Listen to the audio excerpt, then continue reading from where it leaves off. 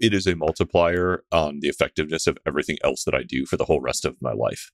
Like there are conversations that I wouldn't be having without it. You aren't the Scribe CEO today without that book. There's no way. 100%. What was that line you just said there? That was really good. Say that multiplier line again. It's a multiplier effect on everything else I ever do for the whole rest of my life. I believe anything. Do you have that memorized, or you just came up? Like, I'd write that down. We're recording it. Luckily. Is this recording?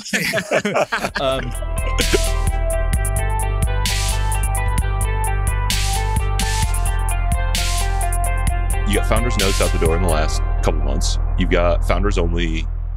I don't even know if that's publicly announced yet, but coming up. No, everything's public. Okay. It's out. It's actually crazy the amount of people. I just mentioned it on one podcast. And the Capital Camp team is the one that's like helping me do everything. So they set everything up, and I looked at the sheet this morning and I was like shocked how many people have already applied. So step back. What is Founders Only? Sell out.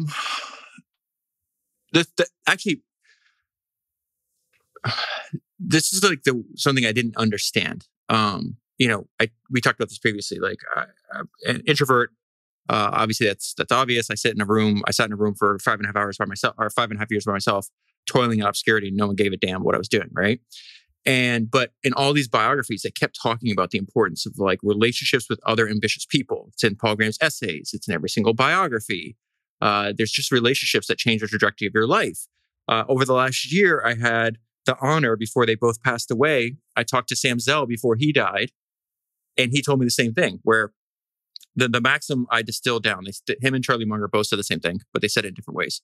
And the maxim I distilled down, because it's also in all of these biographies, is that relationships run the world.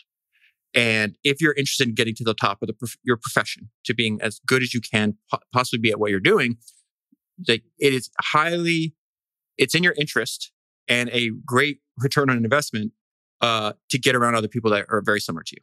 And in many cases, before the invention of the internet, this meant you had to get your ass to a geographical location. If you were interested in building handmade Italian race cars, you were in Modena. If you were a young, mechanically inclined person that was interested in building, the early versions of the automobile, and you were alive in 1900, your ass was in Detroit. If you were interested, same thing. If you were interested in finance, depending on what time period, you were either in London or you were in New York. If you're interested in building hardware or technology companies, in the last 70 years, you've been in Silicon Valley. And so this idea came up over and over again. And then you have Sam Zell giving me advice about this. Like, Mark Twain got advice that changed his life. And this is before he was world famous. He's just like, you always want to constantly climb, that you want to keep refining the quality of the people that you associate with. And he said it in a different word. But what was fascinating is when I read his biography, they talked about Mark Twain got that idea. He was probably like 35, and he used that idea and that advice for the rest of his life. And so then I meet Charlie Munger. And actually, I was just texting Andrew Wilkinson about this, because Andrew and his partner Chris were with me at the Charlie dinner. Literally, like a couple hours ago, we were talking about this. And I'll tell you the exact line that Munger said, because I think it's very important. I'll tell you how this all relates in 1 second. But what I sent to Andrew was what Charlie told us three that night. We talked a lot about Ben Franklin, as you can imagine, because Charlie says that there'll never be another. It's highly likely that there'll never be another life that's as remarkable as Ben Franklin's. Like, he just could not believe that one person achieved everything he did. But he said the smartest thing that Ben Franklin ever did was that he sought out other impressive people. We had a long conversation about a 40-something-year-old Ben Franklin seeking out a 20-year-old version of George Washington. I did an episode. I think it's episode 251. I might be wrong. It's called Franklin and Washington. It's about their lifelong multi-decade partnership. And so Charlie was telling me about this because he knew the story when I brought it up. There's nothing I could tell that guy that he didn't already know. And he's like, yeah, Ben Franklin sought out other impressive people like George Washington his entire life. He was looking for, my interpretation of what he's saying, he didn't say this, but like A players only, like, 9s or 10s. He said Andrew Carnegie did the same thing. And then I asked Charlie, when I asked him if this is something he did in his life, he said without hesitation, absolutely, and still do. And then he talked about many of the people that he met in his youth were around for his entire life. Now, obviously, he's 99 when I'm talking to him, so a lot of them passed away. But when he was our age, that's when he met Warren Buffett. That's when he met all these people. And so Sam Zell said the same thing. Charlie Munger said the same thing. It's in these books. And so the idea behind Founders Only is like, I find myself in a very unique position that I did not expect to be in, where, hundreds of thousands of people are interested in entrepreneurship. Many of them are already founders, are very interested in meeting other founders. It is the top 2 requests I've gotten over the last few years. It's like, how can I get access to all like your notes and highlights? Because there's probably very few people. There's probably nobody else in the world that has read as much and then cataloged all this, because it's my day job. And so that was like where I got the idea for Founders Notes. And then the second request was like, I want to meet other people that listen to founders, and I want to meet other founders. And so I had that idea was sitting in the back of my mind forever. And then I got to know all the Capital Camp team because of Patrick. I got to know Brent. I got to know Clayton. Clayton may be the first I told my wife this yesterday. Clayton may be the first person I've ever worked with in my entire life where if I just, hey, can we get this done or can we do this? I don't even think about it anymore. I have like complete trust that like he's just world class at what he does. And so even now, like I'm talking to him, a couple times every day because like this is on, like this thing is happening in 60 days. He's in charge of it, and I'm not worried at all because I've been to Capital Camp, I've been to Main Street Summit. Me and Mitchell, we all hung out at Main Street Summit, and we could talk about why we went there. And then the next day, everybody left, and me and Mitchell are still in town. And so we wound up going to their office, and we sitting down and talking to Brent and talking to Clayton about this idea. So the idea is like, hey, let's start off very, very small. I want to make sure that this is valuable to other people, that I can do this. I just so happened to go speak at this event that was a collection of like essentially like rich investors. And it was at this venue in Austin. And I was there for a few days, and I was there with Patrick too. And I was like, this is really incredible. Like, I've never been anywhere like this. Like, you go to it's very close to downtown Austin. It's like 15 minutes out downtown Austin. It's like completely secure and private. It's not open to the public at all. And once you get through the guard gated gate and like your name's on the list, you have to be approved, that you never have to leave. And then everything is like nice and tight. So like all the accommodations, which are really nice, is next to every place where you would want to gather. There's all these conference rooms. There's places we can have conversations, but it's like so compact. You're going to keep running into people. And it's all right on the river. It's beautiful. And I'm like, Clayton, what about this? And he flew to the venue to check it out. And he's like, yep, this is perfect. And so my idea is like, okay, let me limit it. Let me take it slow, 150 people. And then if we're good at this is something I'm going to like constantly do. I mean, I'm not going to put the cart before the horse, but like I could do this because I get energy off of talking to other ambitious people, founders, investors, athletes, anybody that's really going after what they're doing. And it's like a high for me. And I was like, dude, I'll do this every month. Like, I'm dead serious. Like, I don't think I want like 10,000 people. I want like to be able to talk to people and build relationships with people. So that was long-winded. Hopefully I answered your question.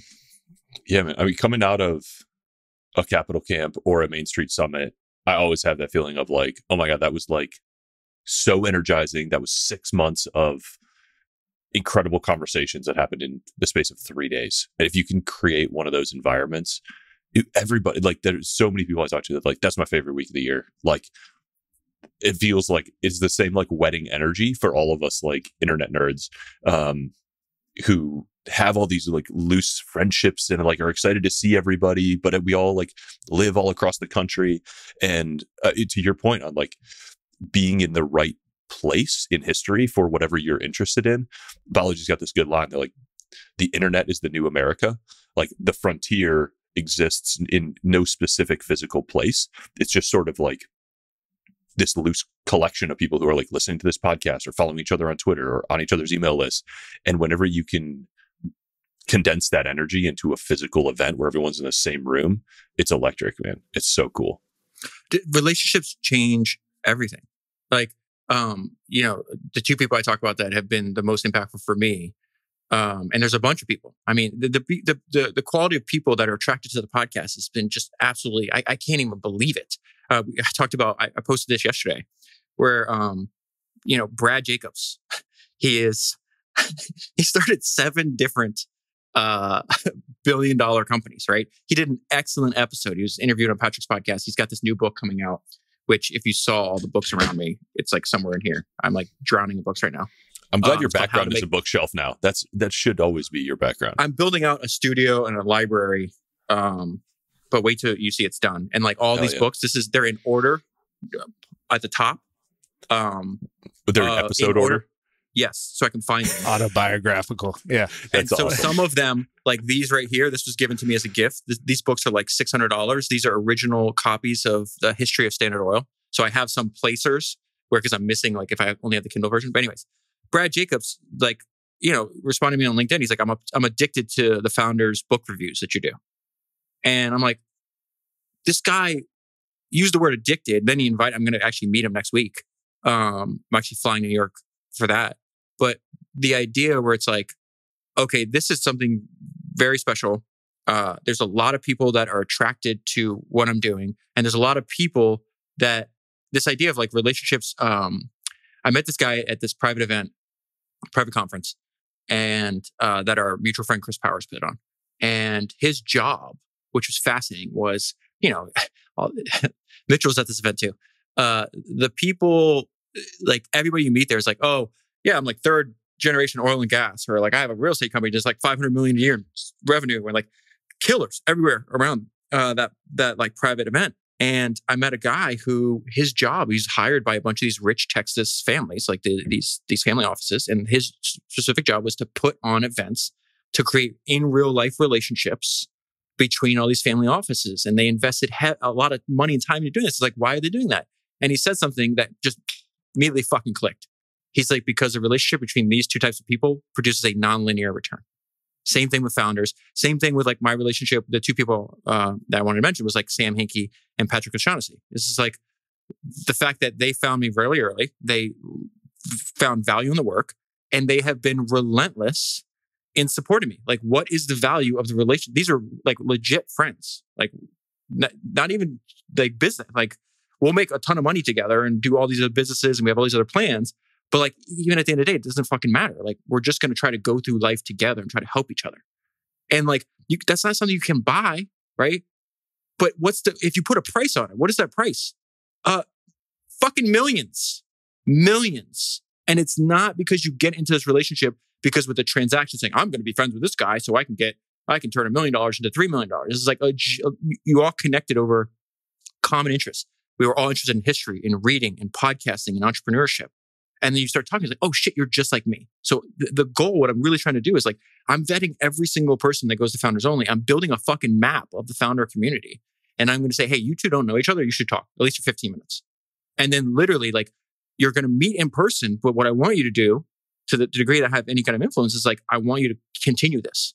And maybe you come back to another event. Maybe you never come back, but now you have dinner when you're in each other's towns. So you're talking on the phone. How often am I going on walks and calling one of you guys? Often. We're all over the country. These are legitimate friendships. You say the founder's map, and like I guarantee you, somebody from South Africa or like Sao Paulo, Brazil, or somewhere is going to be at this thing amongst 150 people or 5 or 10 people that come a really, really long way to be there. I think it's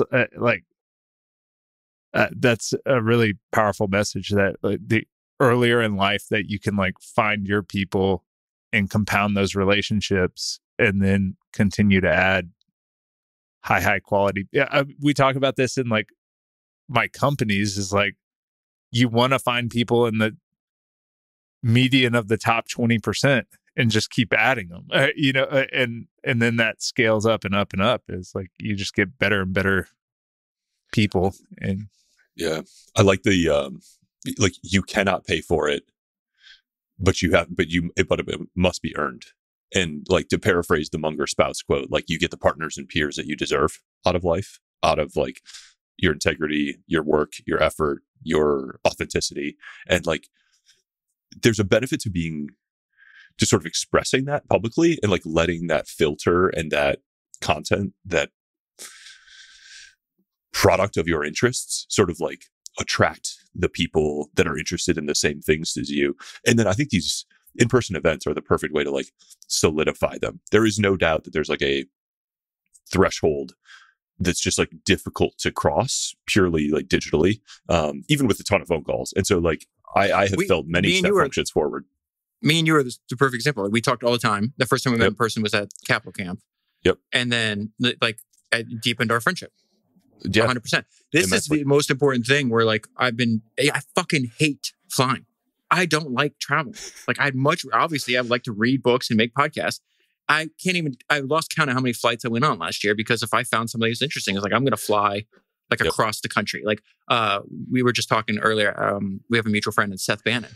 And he's one of the first people. Seth is a monster, dude. He's run an incredible firm called 50 Years. Go to their website. I think it's 50years.com, maybe.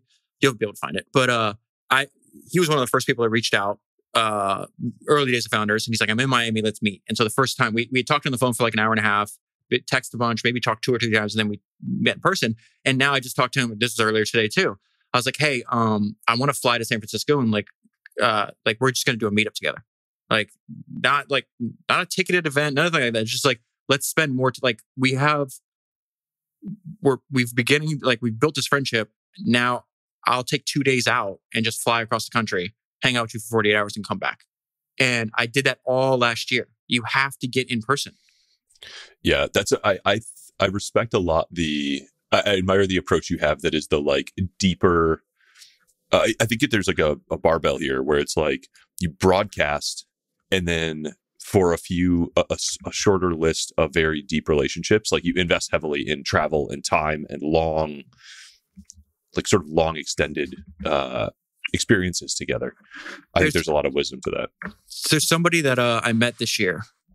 So there's this these guys, I love these guys. So wait. Before we go past 50 years, I want to shout out 50 Years and Seth, because they have like an extremely unique culture among VCs. Like, not only are they like a true early stage hard tech, like long-term oriented VC, they work like maniacs. They think like founders. They think like founders. We invested. I'm not particularly interested in hanging out with investors. So some investors are like a little lazy. Like the reason I did 2 days for the founders conference, founders only conference, is because people are like, oh, make it longer. Like, we got to get back to work. I got shit to do. Like, I need to make like, I'm not like lollygagging and like laying about. No That's disrespect. I know there's investors that work hard, but like, I like what Seth does, because his like, he's building an investment firm, but he thinks like a founder. That's why we get along. I made an intro to them at 10 p.m. on Friday night, and they were on the phone, like multiple emails exchanged, meeting had by like 2 p.m. on Sunday. Like, it was like Elon Musk's SpaceX schedule, but for hard tech early stage VC investing. And we are co-invested in a few things, and I just fucking love them. They are a monster, and they're just going to keep getting better, I think. Like, I think it's worth mentioning, or like, you did all these jaunts or all these kind of like flyouts to meet people and took this space to meet all these people, but you still produced 52 podcast episodes. And so you have to go do this stuff and meet these people and exchange these ideas and kind of build these relationships. And then you got to go back to work and no, but I'm also like building, it goes to what initially started the friendship I had with Eric. It's like that Naval line where it's like, I forgot the exact term, but it's like, when you find what you're supposed to do, like, work feels like play. So like, I work every day. Like, I worked on Christmas. I work on my birthday. Like, I don't take any days off, and I'm working all the time, but I don't feel like I'm working. And this is what I think that rubs some people the wrong way. Like, it really is an obsession with me. I cannot believe that I get to do this. I think I hate to repeat myself. No, you don't. Podcasting, repetition is persuasive. But like, I know the people that have listened, like, I'm sure people that like when the three of us podcast together have heard this before, but I legitimately think podcasting is a miracle. And then I say it and I repeat it, and then people are like, yeah, but like, what do you really believe? I'm like, no, I fucking believe it's a miracle. Like, it's insane what it does. And like, I cannot get over how powerful it is. One, as somebody that like listens to a ton of podcasts every week, and then I get to make them, but I get to just like completely immerse myself in this. And I was on the phone with my friend Chris Hutchins last night, and he's like, well, like, what's your like life look like now? And I go, it's essentially 3 things: fitness, family, and founders. And in Founders, like it's the reading the books, it's making the podcast. But then when I'm not doing that, I just go and have dinner or hang out or talk to other founders. And it's like, it's fun to me, but it also relates back to my work because then I take what I learn and then talk about it on the podcast. There is no separation here. Yeah. I can see you, I'm glad to hear what you've got planned for Founders Only. And I don't know how intentional it was because I know all these founder stories are just in your subconscious now. This sounds like the Coco Chanel playbook of like being very intentional, growing your whole industry, matching people together, creating opportunities. There's my favorite line about Coco Chanel, and it relates to my own work and the people that I want to be around. She has this line. Remember, like, for the people that know her story, she's a fucking orphan. She was an orphan. Her mom died when she was in like her 30s. I think Coco Chanel might have been like, I don't know, 13, 14, maybe 8. I can't remember. And her dad had nothing to do with her. She deserted her. And so she starts out her business.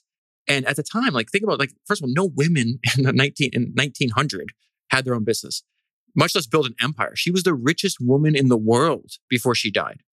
And she has a great line about this because all the other men are like, oh, that's a nice little, hobby you have there. Like, she started out making hats and she would just buy other hats that other people manufactured and then she'd add to them.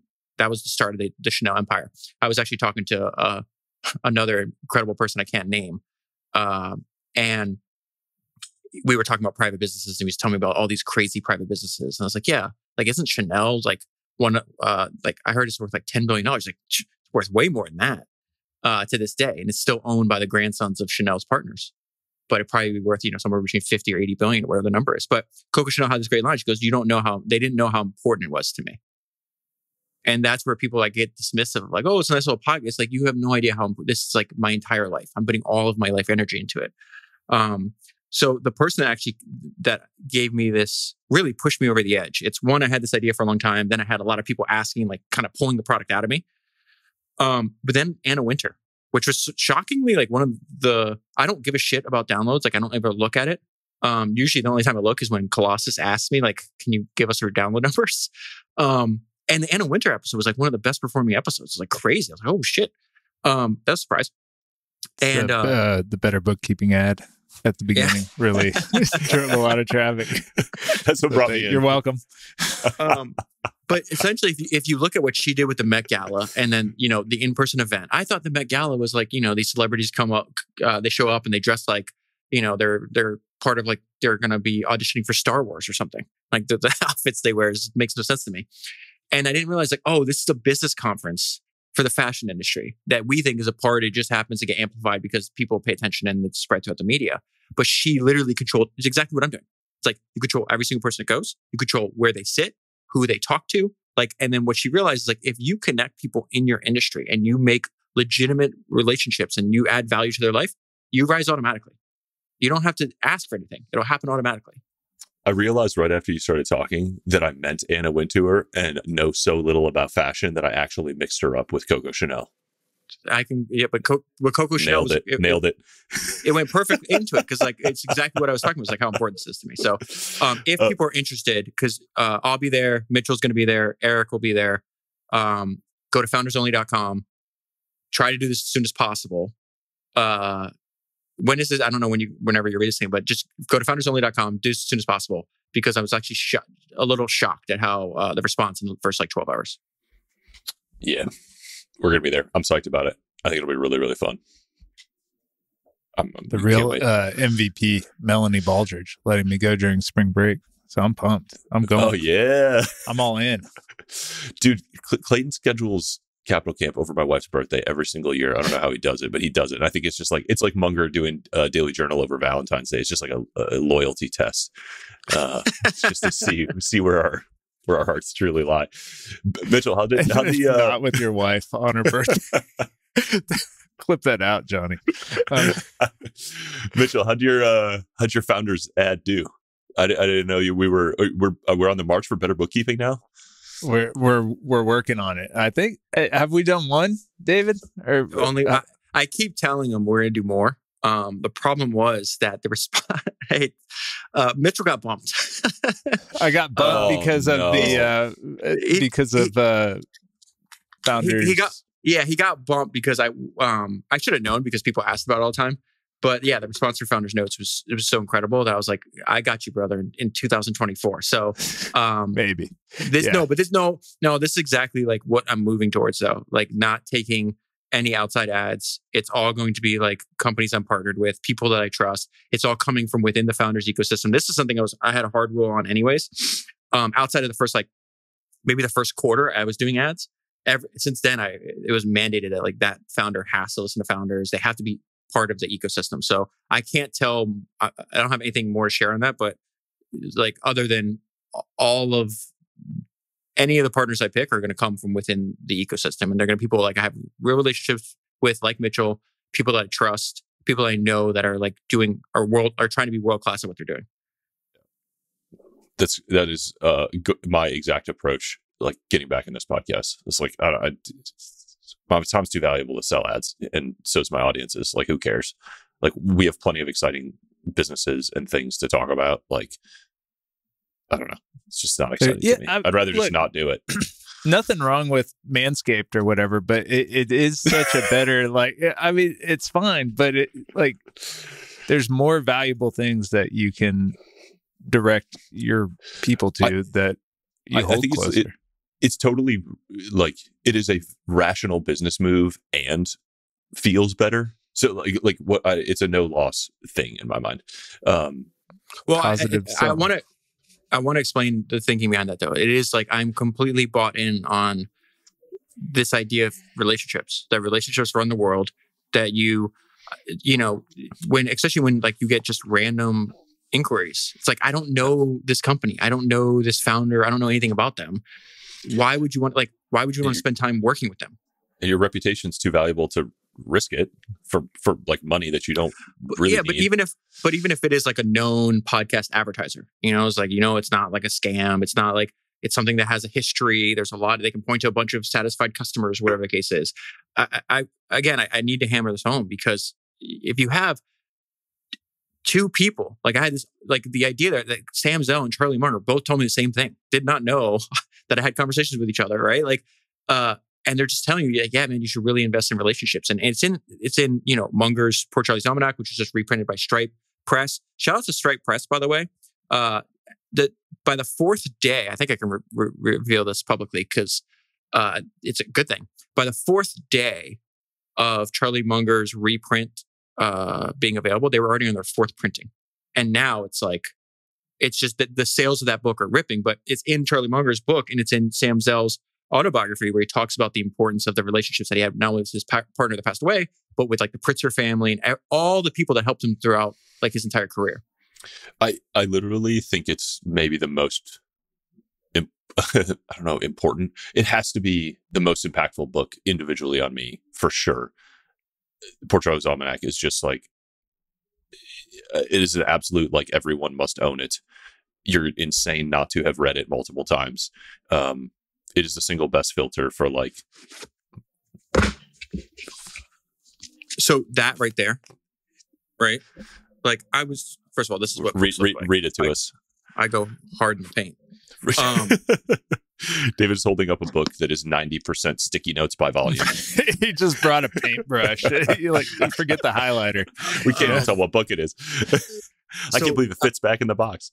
I was thrilled that the new Stripe Press edition of Poor Charlie's Almanac had maybe the most impactful single idea I've ever heard. And Charlie Munger says there's an old 2-part rule that often works wonders in business science and elsewhere. Number 1, take a simple, basic idea. And 2, take it very seriously. This idea that people, all great entrepreneurs learn from the generations that came before them is not, I didn't come up with that idea. That's everywhere. I'm just like, okay, that's an idea. It's obviously valuable because it's on these books. Let me take it really seriously and see what happens. Yeah, that is such an amazing summary of his stuff. I love it very much. Did you guys check out the website? Have you looked at? They have Berkshire mode. Did you see this? Yeah. It's you can read. Hilarious. The audiobook is online for free. You can read the entire book for free. The animated part, and they're incredible. But the Berkshire mode was just my favorite. I was like, this is such a good idea. Did we already? I'm sure we've said this before, but I think the widely distributing books concept is so powerful and is one of the key ingredients of, what Eric is doing. I firmly believe the Naval Maniac did way, way, way more sales and got a lot more notoriety because it was freely available. And you're going to see this more and more and more and more. And Eric, take it away. This is time for an ad. But, well, this is a conversation I have with so many authors, which is everybody sort of, it is very common to stop thinking at the like proximate goal. So someone will come in and say, I want to be on a bestseller list, or I want to sell 100,000 copies. And it's always this like discovery process of asking, like, what is your ultimate goal? Like, what is your life? What are you trying to achieve in your life, in your goal? Like your mission? Is it impact on an issue? Is it growing your core business? Is it just getting these ideas out there? Is it getting more speaking gigs? Like whatever it is, like, I don't care. Everyone who writes a book has, and there's nothing wrong with having a selfish reason to write the book. And like, that is the ultimate reason. And we have all these like proximate reasons that are sort of clouding it that you have to like fight through. And for so many people, it's true that literally just giving away the book, even in its physical form, but definitely in its digital form, when it doesn't cost you anything marginally, you're in most cases not actually giving up sales. You're just getting the ideas in front of more people and attracting more people to it and letting them get like a free trial of the book and sort of bringing people along into your ideas and having them experience this really thoughtfully, carefully, well-packaged version of your ideas. That is so powerful. It's so, so powerful. And I mean, we've given away millions of copies of the Almanac and Naval. I think like it's hard to truly measure, but like 3, 4, 5 million. And I do think that helped sell 1 million copies, more than 1 million copies. I'm so glad you got that, because we're friends and I didn't even know until like a few weeks ago. I think we were on the phone. Like, people need to know that book is available for free online, and Eric sold over 1 million copies of that book. Stripe Press's Poor Charlie's Almanac is available for free online. They're going to sell a lot of copies of that book. A lot of copies. I mean, or look at, Alex Hormozi did the biggest unveiling book launch there ever was. And at the end of it, the whole punchline is, it's free. Here you go. Here's all the, like, I mean, our friend David Senra ran a, walled garden podcast for 5 years that no one ever listened to because it was impossible to interface with. This is the make yourself easy to interface with. Like, when people, the reading experience of Kindle is not so great that if you read a great book, you don't want to buy it. Or well, not only that, like if you like a book, it's so common for people. If I like a book, I have the Audible version, I have the Kindle version, I have the physical version. And you want to gift it? Excessively common. Yeah, $15 each. Like, it's not a big deal. But what it does help you do is reach all of the corners of the world. Like, people were tagged when I released the biology book 2 months ago as we're recording this. The day we released it, we gave away the PDF, all the digital versions for free. Someone tagged me in a tweet who's like in a remote village in Vietnam, printed out the anthology of biology and was like, made her own book and started reading it the day it came out from my website. Like, there is no supply chain on earth that's going to get that woman a book, let alone at a price that is reasonable that she is going to pay. But the ideas have reached her, and the ideas are the important part. And that is like my ethos in all of my content work, is just like, get the ideas out there, let them reach. I only share ideas that I think are valuable and good for the individuals and humanity as a whole. So why would we do anything other than get those ideas into every corner of the world as quickly as we possibly can? And every Almanac and Naval is translated into, we've got agreements for, I think, 40 languages now. And we've forced every publisher, it is in the agreement as part of the contract, that they are going to make their translation available for free on their website also. So not only is it available in English for free, it is also now 40 languages available for free on publisher websites. And everybody is kind of like, it is a lot of conversation sometimes to be like, no, this is not going to impact your sales. This is going to help your sales. Like, look how this works. And sometimes we take a hit and sometimes we don't, but like, everyone gets on board with it eventually, or they don't get the rights. They don't get the contract. How many of, tying this into what you're doing at Scribe, how many of Scribe customers are just saying, hey, this worked with Naval, I want to do the same thing. I want a physical book that I could sell. but like I want to give away the digital version?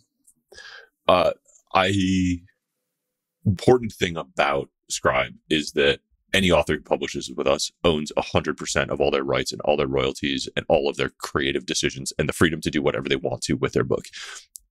If you publish with a traditional publisher or even a hybrid publisher, and they only make money when they keep a portion of authors' royalties, like that's their revenue stream.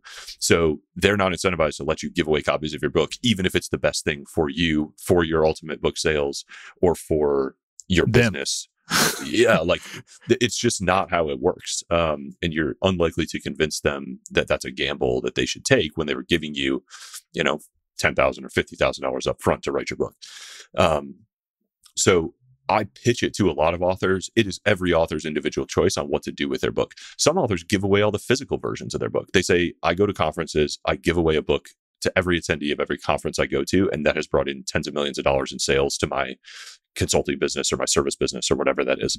And that's awesome. Like a lot of authors have stories like that. Some are, all I care about is impacting this issue, whether it's, teen suicide or like domestic relationships or whatever. And they give away their book to that. And they just say, any high school student in America can get my book for free. Like those are everybody. This is back to that ultimate goal. Like every author has an ultimate goal for what they're trying to achieve.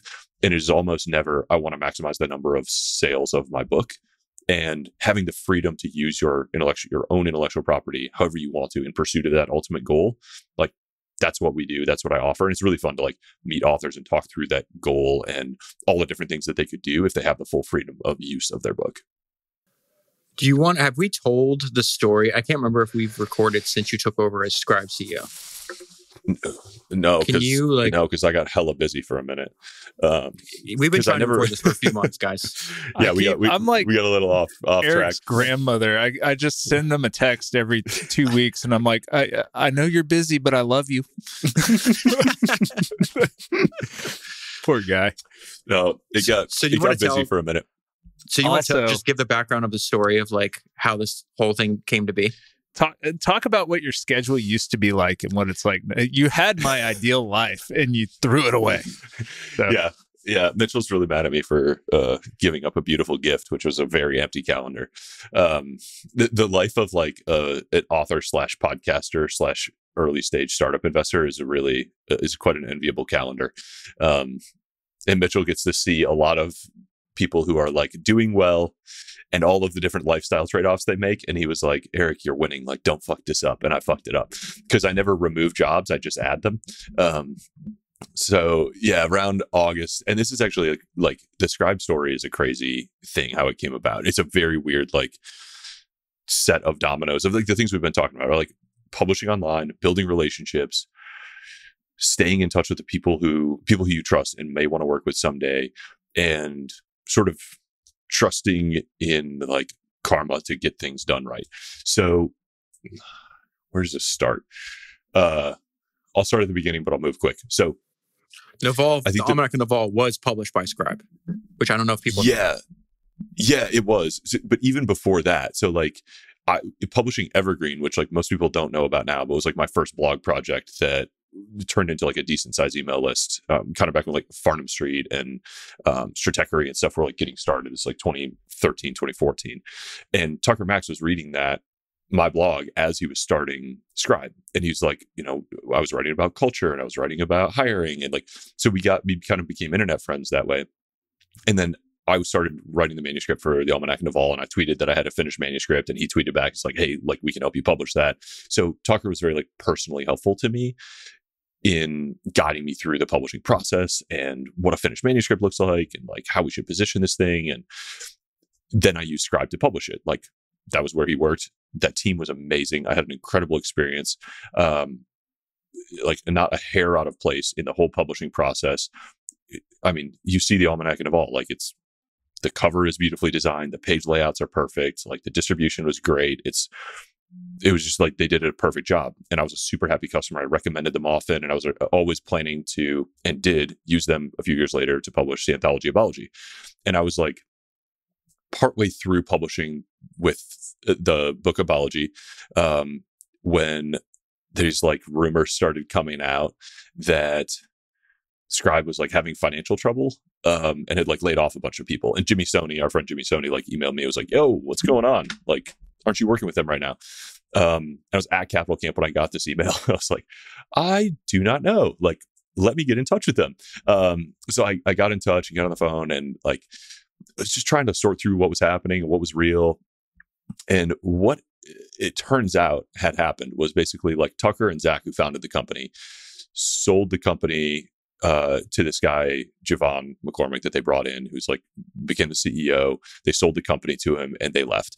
And Javon never really like had a CFO. The board wasn't, he brought in investors who like weren't really paying attention, like definitely made some accounting mistakes, spent more than they brought in for a long time, tried to pile on more debt, bring in more investors, and just like ran out of cash very quickly.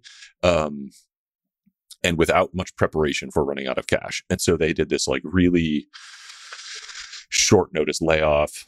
Like they basically like went into bankruptcy almost immediately with no notice. So a bunch of authors were left with like prepaying for services that they couldn't get out of this bankruptcy process. The team got laid off without severance, which sucked. It was just like a tragedy for hundreds of people. And it was very, very painful. And I, as a fan of Scribe and a user of Scribe and an author who was like caught up in this process, was like, I do not want to let this thing die. Like, I had such a good experience. I think it's so important that the publishing industry still has something like this to sort of hold the other business models accountable. Like, authors need a path to publish with maximum freedom and quality. Like, how am I going to keep publishing these books that I think are important and that are like the lifeblood of my business and my career without a service like Scribe? It's also like something that could be or is an objectively good business model with a pretty big tailwind, that has worked, right? It had made money for years under Zach and Tucker. Did you find the buyer? Yeah. So knowing, our world of people, like we know people who buy companies. So I started making some calls, and I brought in Sieva and Xavier at Enduring Ventures, who I think we know. We've hung out with them at Capital Camp. I've hung out with them at Berkshire Hathaway. They're a long term. Yeah, Sieva was at Main Street. We got to talk about that too. Yeah, there's they are a big long term holding company. So basically, like they buy solid businesses and hold them forever. It's kind of like permanent equity, but it's a holding company instead of a fund model. But they're good dudes. They've owned dozens of companies now. They do acquisitions all the time. Xavier has a background in publishing, and they looked at this and they were like, this thing has a real business model. The team who is like remains are really, really good people. They know what they're doing. They know how to publish great books. Like, this was basically unforced errors that caused this bankruptcy. And it was a tragedy. And but there are assets here, and there's been a forest fire, but there is something worth salvaging here. So they ended up completing the transaction to buy some of the assets from the bank who had foreclosed on the business. Specifically, it's like the legal order of operations. So they basically started a new company, fronted the capital to hire the team that was still there so that they could kind of keep taking care of authors before the deal was even done. So really like put their necks on the line on that one. And as the Sieva stepped in as kind of interim CEO for that whole transition, and then about late August, early September, hired me to come in as CEO. And it was kind of a really natural fit. Like, I love this business. I'm kind of a natural evangelist of it. I recommended it all the time. I've thought a lot about the world of publishing. I have had some operating experience. I've never sat in a CEO seat before, but I was had done a CEO apprenticeship, basically, is how I considered my time as Arlie. And it is an exciting opportunity. And I think there's something really awesome here. And I feel very drawn to the mission. There's something really cool about being able to help authors go through the portal that Tucker helped me go through, and being able to help people publish books, which I think are beautiful and sacred and can be huge turning points in people's lives, and use those books to affect the change they want in their lives. You and I have had private conversations about this idea of having this ongoing founders podcast book, the version of that. And I've been approached by a bunch of people. I was like, no. And it looks like it will happen eventually. And it's will happen with you for that very reason. where I love the idea where it's like, you completely believe in the mission of the company that you're leading now because you were their best customer. Like that book changed. I think this is public knowledge. It changed your life. So when you say, absolutely. hey, a book can change the trajectory of your career, can change your life, can change the relationships with the people around you. I'm exhibit A. Just look at me. That resonates more than anything else, more than any other pitch from a publisher or whatever. I think that's like a perfect alignment for you. I love that you did it. I think there's going to be huge. It's going to be slow because this is like a slow prestige-based market in a lot of ways, publishing is. But I think there's going to be a huge shift over the next like 5 or 10 years as all these people who are like DIY creators who own their own audience, who go direct, like there's been such a huge shift in the context that publishing exists in. Most of these big publishing houses are 100, 150 years old. And the business model that they had to design for a world where you needed upfront capital to do a big book print run, you needed the distribution network to get into bookstores or you couldn't sell any books, you needed connections to newspapers and TV to publish, like announce and get people interested in going to the bookstores and buying those books. All of the context has changed. Like authors, to a much greater extent, don't need an advance to write a book. You don't need an advance to work on your book. Mitchell doesn't need an advance to work on his book. Most people don't. The advances are not particularly big unless you are Morgan Housel and you already have proven that you can attract a market. But look at publishing now. 90% of books are sold on Amazon. Every printer does print on demand, so you don't need a huge upfront capital. There's no huge upfront capital risk. It's not that expensive to publish a book. If you bring Scribe a manuscript, it's $18,000 to get that thing copy edited, proofread, cover design, full cover design, jacket adjusted, internal layout. Like I'm glad you mentioned the details. price. It's not. I'm that glad expensive. you mentioned the price. David Ogilvy talks about that in his books over and over again. It's like put your price in your ads. Like people won't come approach, and he talks about he had many clients where people, they're interested in the product, but they don't know the price. And so they automatically assume it's more expensive than it actually is. So that weird assumption prevents them from actually pursuing a relationship with the actual business. And Ogilvy's like, you could solve that by just adding the price of what you're selling. It's the perfect filter. It's information either way, like especially for luxury products. But think about it like an entrepreneur. Like, what is the equity value of your book going to be, David? Like, what is the value of that asset? And Mitchell's actually, I credit Mitchell with getting me to think this way. Mitchell, you want to expand on what you meant by that? Well, I mean, ultimately, there's a royalty stream. Like you can run a discounted cash flow model on what the Navalmanac is worth and what I would buy that from Eric for as a investment. You know what I mean? But like the thing I can't buy from Eric, and the genius thing that you two both do is you summarize other people's ideas in their own words with your own added, context and, your own added insight. But it's like, it's a genius thing that you wrote a book about Naval in Naval's own words, Eric, and, you won that, and Naval won that, and Jack Butcher won that, and everybody won. And the same thing, David, you read these books that other people wrote about people's lives, and you bring light to them. Like, there is an accounting value of what the royalty stream of the Navalmanac is worth, and we can talk about that, but I can't buy the brand value. Nobody can, and it's magical, and it's what would you sell?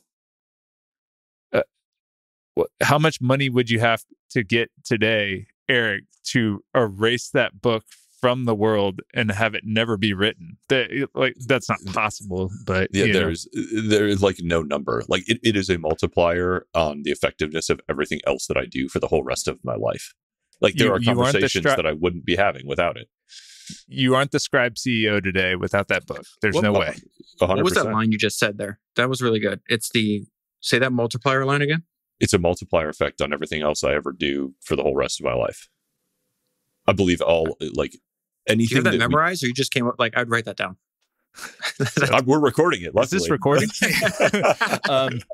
But it's the idea of like, you know, when there's people who are 27 years old and sell a company for $3 million and buy a house and put $1 million in the bank and do a few things. And then you're just playing a different game. For the $3 million it may not be enough for you to never work again or to live your whole life, but like you can be a writer for the rest of your.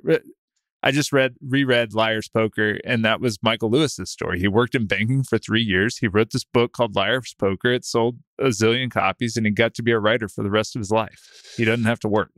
And I bet all of his books are still selling. You know, he's like written a bunch of things and got movie audio. Can I tell you? Can I tell you something that maybe it can serve as like a transition into the next thing too? I hung out with Morgan Housel a bunch at Main Street Summit. We were all there, and he told me an insane story because I'm pretty sure it was either the same week or maybe the week before his second book was just released. Dude, he arrived at Main Street Summit the day his book came out. So he's like, special. I've been up since 3 a.m. He also has. He sent me pictures of himself in the founder sweater. He said something to me that was fascinating. He's just like, Psychology of Money's been out for like 3 or 4 years. He's like, that Psychology of Money sold more, and Same as Ever is doing fantastic, but it talks about like the power law of these best-selling books. He's like, Psychology of Money sold more copies on the release day of Same as Ever than Same as Ever did. And that'll happen again the next day. Now, then Same as Ever will keep growing, and so it'll eventually sell more like at the very beginning per day. But I was like, that's insane. That book has been out for, and it was just and it was like a normal Tuesday, 4 years after the book was released. In the same sense of like, would I rather buy Navalmanac with 10,000 5-star reviews, or would I rather buy this biology book the day it came out? The Navalmanac that makes sense. The Navalmanac sold more copies 2 years after it came out than either of the previous years. And I think this is another like really important thing actually, is that like the model of publishing gets authors hooked on the advance and agnostic about everything that happens after. The presumption of the typical traditional publishing model is that all the money you'll ever get is in your advance. That's what the agents tell you. That's what the publisher tells you. Most books are going to fail. And everybody just assumes that that's how the portfolio math is going to work out and tries to get authors to write off their book instead of, which is what I encourage authors to do when they come to Scribe, be the CEO of your book. Think of this thing as an asset. Think about building value in it over the course of years. James Clear just tweeted out this thing. It was so fascinating. I'm so glad he shared it. It's like 5 years of the rankings of Atomic Habits. He's like, the year it published, unranked. The second year it was published, number 86 on Amazon's, like all books sold on Amazon. The third year it was published, number 56. The fourth year it was published, it became number 1. The fifth year it was published, it became number 5. But the sixth year it was published, it became number 1 again. Like, because James is always like, he has not written another book. He's not launched another product. He is sending his newsletter every week. He is still doing more interviews. He is still tweeting. Like, he is building value in that book. And Paul Millard is doing. I was literally about to bring up Atomic Habits and The Pathless Path are like two amazing examples. Yeah, Paul is also self-published, not with Scribe, but he's self-published. He did it all himself.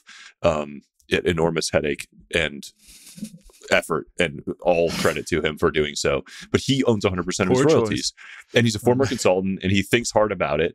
And he's like meticulous about it. And he does this really funny thing where he's like, it's been 12 months since Penguin offered me, $70,000 for all of my royalties. I have since brought in $240,000 in book royalty revenue. Like, that's the game that they are in, is like buying undervalued like equity in authors' books from authors who don't know better than to not sell it, continue to invest in themselves, and use their book to grow their business and themselves, and have that multiplier effect on everything that they do for the whole rest of their life. They're also running the kind of the bad. There's great publishers who are doing a great job, and then there's a lot of bad publishers that are doing a bad job, just like every other industry ever. And if you looked at venture capital, and the good VCs do a great job, and the most of the VCs do a bad job, and it's the same thing of, we're not bought in, we don't give a shit, we're going to put the money up front, whatever's going to happen is going to happen. One of them's going to bubble to the top, and then we're going to marshal all our resources on the outlying, upside and crush that. And that's going to return everything, right? Yeah. Yeah. And why do you as an author want to go into a system that's like ready to write you off as soon as possible? And then you're fighting for shared resources. Like if you go into a publisher thinking like, oh, they're going to help me market my book. Like, no, they're not. And they're definitely not if it's not clear that you are the golden goose. So like, you're better off retaining that value and getting your own ability to reinvest.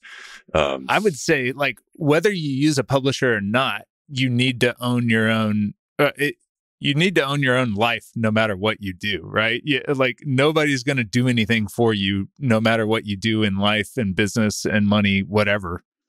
But if you know that you are the principal responsible party for the outcome of what you're doing in life, you should retain as much value as you can. So yeah, place the bet on yourself. That's what we enable authors to do. Place the bet on yourself and get your maximum upside on your own work. Scribe is open for business. Yeah. You have essentially two, in my understanding, you have two main options, right? Somebody can come to you with a finished book and you help them publish it. But you also have, do you have a name for the other product? Yeah, there's kind of three. We've got, you bring us a manuscript and we help you publish it. Guided author. Does it have a name or no? That's just Scribe Publishing. Guided author is if you come to us and you want to write it, we will private coach you through the positioning and the structure and the writing process and like give you accountability and feedback so that through the end of your writing process, like you don't feel lost and your book doesn't suck at the end. Like if you don't want to waste your time and you want to be sure you nail it, but you want to write it yourself, guided author. Scribe Professional is people who are like, I have the ideas in my head. I'm not a writer. I don't want to be a writer. I don't want to spend $500 or $1,000 at a keyboard. I have more money than time. Like we will pair you with a scribe who will structure this and help you position it and then interview you and do the writing in your voice. And there's this iterative process to be sure we're capturing your voice. It's written just the way you would have written it. It's just like a really good way to get leverage on your time and get an idea made of your books in your voice with your name on it. And at the end, you own all the files and all the rights and all the royalties. You can do whatever you want with it. But we help you run that process. We've done collectively, we've done sort of 1,000 authors and done 2,000 books. Like there is nobody who does this at remotely this scale or precision. And it's just, I'm amazed by the team. Like it's just an incredibly well-oiled machine. Like we do not miss deadlines. We do not ship mistakes. Like I'm very, very excited to get to like represent them and work with them. Cause it's a team of killers. All right. Perfect. The amazing It's easy to understand. Like the founder's book can be written almost without a conversation. Like the young Eric Jorgensen out in the world could just go build the founder's book without your permission. We should actually talk about this. Like, I have wanted, because I think in books, there's so many times I listen to founders and I'm like, oh my God, I want to make a book out of this. Please help me. Or like, I want to do it. We're going to do the third option whenever we do this. Like, just give me a minute. Like, I got a lot of things going on, but we go do it without him, Eric. No. And he can't say no at the end. Me and Eric have talked about this in private. This is something way before, and he pushed this issue before he was Scribe CEO. So like, that's how you know, like he really believes in it. And that means a lot. I want to hit on what you just said too. Because I think it's like super important. I can't remember who told me this specifically, but like the permissionless giving or the permissionless adding of value to other people. Like if you want to get the attention of people that you admire or whatever the case is, you want to build a relationship with, you don't start out with like sending a fucking cold email and saying, let me take you to coffee. Because those people get a million of those emails. The two best DMs I have ever received, right? And I try to do this. I think with the podcast, I didn't understand that the podcast does this automatically. It's like, I don't do any cold outreach, but the podcast is cold outreach. So I have 300, 400 hours of useful material. It's out there. And then people, when they listen, they're like, oh my God, David did this for me. And they're like, thank you for this. I'm like, no, thank you. I get to read books for a living. Like I should be thanking you. But this happened to me twice. The two best cold DMs I've ever had, you know, 'cause you get a ton of them and you can't build a relationship with every single person that contacts you. But one was like, hey, I love your podcast. It's this guy named Michael Seekand. He actually sold his media company to Morning Brew when he was like 22 or 23. or 21. And he's like, hey, I love your podcast. I took an idea that I heard on one of your episodes. I made a video about it and I got 10 million views. Can we talk? And then I watched the video. I'm like, you have talent. Yeah. And then this just happened. I launched Founders Notes without even a landing page. There's still no landing page. So it's like, you either trust me and you understand that I've been talking about this product without even thinking it was going to be a product for years. And I describe what it is. And then, and that's already facilitated because like people understand. It's like, this guy's been talking about this forever. Like, what do you think he does with all this material? Right. And so the design that's going to happen within the next, 7 days, 14 days, whenever it's actually up. It's like that came from somebody that just was like a big fan. It's like, hey, like this idea, I designed the whole website for you. And he sent it to me. I'm like, holy shit, this is incredible. I mean, is it going to be better than this? Yeah. Are you sure? Come on. This is the Berkshire mode. You need to have the Senra mode at the bottom so that we can revert to the real website. I didn't know we should be doing what I love what Lex Friedman does. And thank you very much, Lex Friedman, for shouting out Founders Podcast on the Jeff Bezos episode. He said they should listen to it. Yeah. He sent me a great message too. He was like a big fan of listening to Founders. And he said, you gave me a great compliment that listening to Founders is like reading a book with an old friend. I'm like, that's incredible. Thank you very much. But I like what Lex and his team do is like when they're talking, because obviously they have a giant YouTube presence. It's like they just put pictures up of whatever's going on, like in the post, in the edit after the conversation is happening. It's not while he's talking to Bezos or anybody else. But that idea of like putting up what you guys just did, I didn't even know I could throw things up on the screen. Because one thing I was looking for while you were talking about what Scribe did, and then I think we should move on to Main Street Summit, is you were talking about what they, under different management, they ran out of money.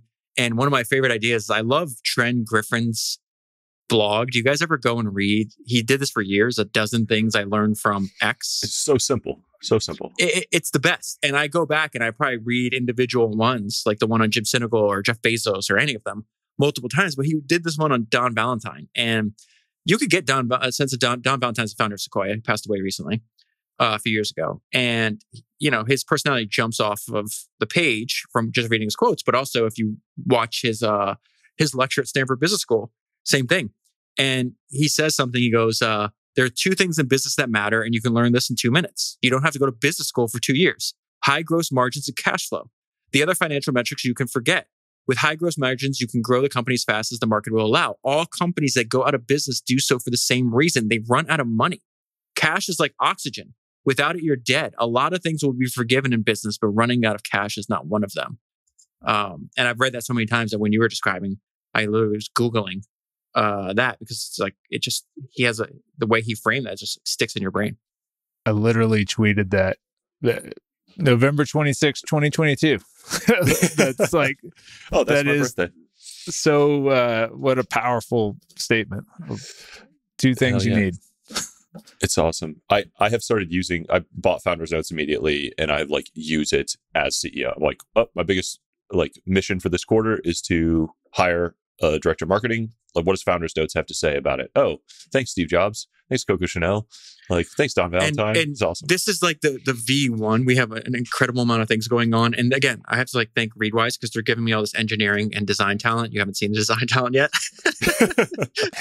But they are.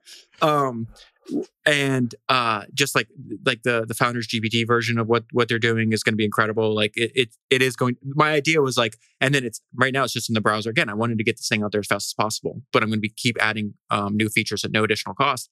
And then eventually it's going to be the app where it's I want for any founder, any CEO to be able at any minute to be hey, I have a decision or I have this thought or I'm just have a bunch of free time. I could scroll through fucking Twitter or I could scroll through. And essentially on demand, what I'm trying to build is and this is going to take years to figure out how to do this. Because I've used these other GPTs that are you can talk to Rockefeller. And I've read so much about Rockefeller. And then I do this, I'm so I'm going to be testing the beta test of the GPT because it's that's not what he would say, or that's not what he meant there. That's my understanding of this is different. And so it's just going to take a long time to figure this out. But the goal is hey, learning from history is a form of leverage. That's Charlie Munger. Why don't we have the ability to when I need it to access this information? The difference between making a good decision or a bad decision is millions and millions and millions of dollars over the life of your career. So again, I don't know if I'll ever be able to build what I have in my mind. Like what happens when, like I can't be me at scale, but we're trying to figure out how to build that at scale. And I'm not saying I have all the right answers. David's going to get caught in like an infinite loop conversation with himself, and it's just going to it's going to break the. But no, I've seen some technologies that's incredible. Like, let me give an example. Like, let's say you did that you searched for like, what did Steve say on that, right? And then you could see what Steve said, but you could also see my interpretation. Yeah. You're like, okay, click. What's going to happen? I'm going to tell you where I'm trying to go. Anyways, hold on, Mitchell. Let me finish. Hold on. Let me finish real quick. So then Eric is looking at that, right? He sees what Steve said, and he sees my interpretation, and usually my interpretation ties in. Steve said this, but this also said this, and this reminds me of this. And then you click on it, it's like, okay, take me to the exact, it'll have every single transcript. It'll have every single episode. And so play that minute so I can get the context around what David was talking about here on this specific episode. And it just keeps expanding. Like, okay, then go out that minute. Okay, give me the 5-minute chunk that's around it. And that would be very, very fast. I think very valuable. And I want it in app form. Even load the book in and be able to excerpt the book to the extent that's legal. But it's been cool to watch you, like you've launched different ideas. You had the Misfits feed, and then you kind of took that down, and then you had the kind of second cast, and you've just kind of iterated on all these cool ideas and as your kind of audience has grown and your resources have grown, it seems like you've been able to finally we talked about this idea. We talked about this idea of being easy to interface with, which I think is one of the most important ideas. I really, maybe I learned it before 2023, but it really resonated last year. It really is important, especially as like the people have less time, we're inundated with information. It has to be immediately obvious, like what you can provide for somebody else's life. And sometimes in the case of like Invest Like the Best, right? I always talk about one of the best podcast names, and they're like, why? I'm like, because the value prop is in the fucking title. Like, that's incredible. The founders, self-selects out. Everybody knows what a founder is. The value prop is in the first line of the description. Learn from history's greatest entrepreneurs. And if you need further explanation than that, then you probably shouldn't be listening to the podcast anyway. Like they get it, they understand it immediately, right? The people I'm building for will understand why that's important immediately. And so that idea, it's like everything I do. Like if you look at all my social platforms, I don't ever put out anything other than a micro lesson from history's greatest founders, because I want to be easy to interface with. You are going to follow me on any kind of social media, or you're going to listen to the podcast because you understand the value of learning from history's greatest entrepreneurs, and you think I'm able to do that service for you. And that is really, really important, where I see a lot of people, it's like, what does this guy do? I guess what? If I have to spend 2, 3, 5 minutes figuring out what you are, what your story, what you do, I've scrolled past you.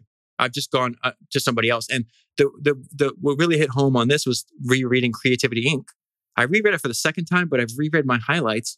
Probably it's like reading the book for the 50th time. And it said that it's like Steve Jobs made himself easy to interface with in 3 words: insanely great products. Do you want to build insanely great products? Then come work with me. Do you want to buy insanely great products? Then buy Apple products. And if you don't, go away, because I could be distilled down to 3 words: insanely great products. And I don't think people are thinking enough about making themselves easy to interface with. I think it's a very, very powerful idea. So you're saying I should stop tweeting photos of my sandwiches? I think people, you see often now, people run the like, oh, this is the story of Jim Senegal in some Twitter bio thread, long tweet format, which is fine. And they can go big and they can get 13,000 likes and 2 million views and all that crap. But like, if you're not David Senra, that doesn't get you anywhere, because that's not what you do and it's not who you are. So yeah, like I tweeted a picture of a hot dog once and 200,000 people liked it, but it didn't matter. It didn't bring me people who I still get a lot of hot dog texts from David Senra at night. But other than that, it just doesn't, it doesn't like the Costco hot dog guy. That's why you have to be careful. You have to be careful. I sent Mitchell a video of a guy's those weren't hot dogs. Those weren't hot dogs, Mitchell. He's trying this guy is trying to fight inflation, and he realized the only way to fight inflation in the food category is just to take all his meals. He goes to Costco and he eats a $1.50 hot dog. And so now he's spent like $30 for the week. He's had 15 of them, and he says in the video, "My stomach is in shreds." Like I'm in. And when I see that, this is the problem. This is actually kind of proves my point. So I see that video, I laugh, but then I immediately think of Mitchell, and so I'm like, "Oh, Mitchell's a Costco guy." So I'm going to send him the Costco hot dog thing. There's worse things you could be, but no, it's true. It just is. If you don't, it doesn't make you easy to interface with just because you copy somebody else's, or you did that some kind of plain idea. If people listen to the Better Bookkeeping ad that I did, the one I did, which I will do more, I promise, in 2024. We're recording. But Mitchell did that. He was tweeting about at Founders Podcast and stuff before that, and I was immediately found him more impressive because he's tweeting about. First of all, he's I think maybe the most well known accountant on as far as startup founders. America's CPA. Come on. But you even your bio where it's you have an accounting firm dedicated to high net worth individuals between this net worth, and then you constantly doing these threads that were working. And I mentioned this in the ad. I was like, what he did first is he had a ton of history and experience as an accountant. Then he starts his own firm, and then what does he do? He does what all the greats do. They teach over and over again. Naval is a teacher, right? Jim Sinegal, he used to say what he learned from Soul Price, that if you're not spending 90% of your job teaching as a CEO, you're not doing your job correctly. He learned that from Soul Price. Soul Price says you don't. Warren Charlie. Soul Price said you don't. Soul Price is the most influential. Soul Price is the most influential retailer to ever live. In case people haven't heard that episode, every Sam Walton, Jeff Bezos, Jim Sinegal, Bernie Marcus from Home Depot, everybody took his ideas. And he says you don't train. You train an animal. You teach a human. And what Mitchell did was all he did was relentlessly teach on a consistent basis. And what happened? He became a domain expert. Now, when people ask me, and I've done this in private, people will approach me that I know, hey, I have a headache. I need accounting help or bookkeeping help. And I'm like, Mitchell, can I connect you with this person? I just go to this guy. And because he's so easy to interface with. So I actually think that's excessively important, and it's already proven because you did it. Yeah, and everyone who I captured through all of that attention were my people. you know what? Or every follow kind of glean of somebody says, "Oh, you're breaking down an accounting concept over 700 words through some weird thread. I like this. I like you if you like that. That's good." I just had this conversation with Chris Powers, right? And we talk a lot about podcasting. Me and Chris talk a lot about podcasting, and I think now he really is understanding. I was like, Chris, because he's how do you grow a podcast? We talk about growing a podcast and all these other ideas, and I'm like, I don't think you have to do anything different. He's like, what do you mean? What if my podcast stops growing? I go, I don't think that matters. And I was like, your podcast is so nerdy and difficult to listen to, and I mean that in the best way, because if you can go through his John Goff episode, or I was just listening to the guy that worked for John Goff. Let me pull it up so I can reference it. He was John Goff's protege. His name's Wilkie Coiler. He's the CEO of this Contigo Resources, which I think they renamed Crescent Oil and Gas, if I'm not mistaken. Anyways, I like those episodes. There's no way, if you're not interested, if you're not already a founder or an investor, or if you have some an average Joe not getting through that episode. And what happens is, just like what Mitchell said, you put this information out there, even if I wouldn't worry about the numbers on the screen. I'm like, who's actually listening? And I don't want to, I don't know if this is public, but maybe Chris has said it's public, but I won't repeat, but you'd be shocked at how much investment capital into his fund came from a podcast, from his podcast. Yeah. I know Patrick said the same thing. Or go watch videos on YouTube. You don't have to name names of that get 50 million impressions consistently. And it's obviously they're successful. They get 50 million people appointment viewing that, or 500 million people or whatever that is. And there's a lot of people, the biggest people out there, or the biggest movie out there is Marvel or whatever. And it's like, you don't want to be Marvel, or you can't be Marvel and be you. It's hard. Unless that's who you are. For like audience density and quality. Like that's why I don't want to do ads on this podcast. So I don't want to treat it like a business. So I don't look at download numbers. I don't care if they're going up. Like you had Scribe. Yeah. Like I Scribe, Athena, and like my own early stage fund. Like, Scribe is perfect. Like the ad you should have is like your day job. Well, like, now, hey. Now I'm going to sell myself some very cheap ads. No free ads. Because it's stuff I believe in and I'm entwined with. But I think Mitchell has said too, like the highest signal outreach I ever get in my business is from Smart Friends podcasts. Like, and it's because the people who are listening to this are our kinds of people. And that's really the only thing that matters. I would do this podcast. I said when I told myself when I set off on this, like, I will do this podcast for 10 people. Like if the right 10 people are listening to this, and if you're listening to this, you're one of those 10, like that is worth all of this time and effort. And I will get deep joy from just doing that. And that's proven out. Like, I think we're obviously like orders of magnitude past 10 people, but the same logic applies of like, this is just the perfect way to meet people, broadcast ourselves, like find our people and deepen those. Yeah. I mean, when people are also the podcast now becomes this great way to like when a couple of people have said, hey, I'm going to introduce you to this guy. What podcast should I send them? And I'm like, send the kind of original Eric Jorgensen one, send the Fort podcast that I was on, in 2020 or 2021. And it's just like, it's hard to replace the trust that comes from a long form, like low, like small number of audio thing. Mitchell, I feel, I want to talk about your world because I think it's interesting and always changing.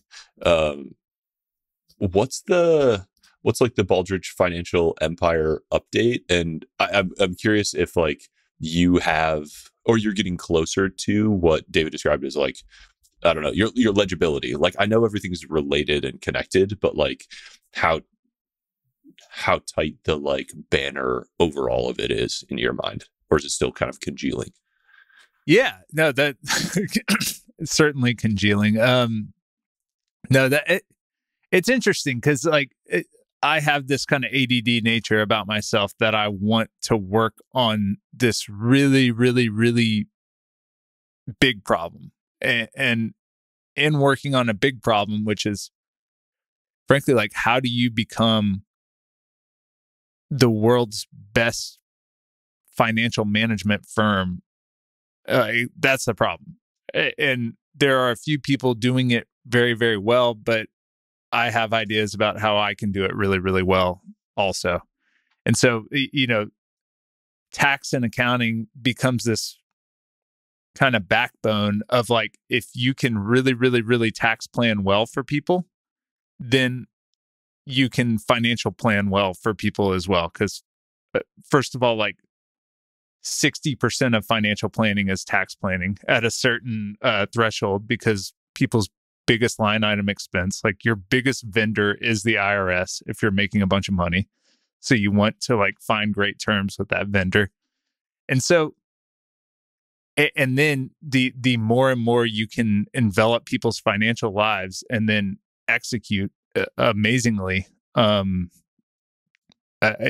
it's a really, really good business, and you can really, really help people, and you can save them a bunch of money. And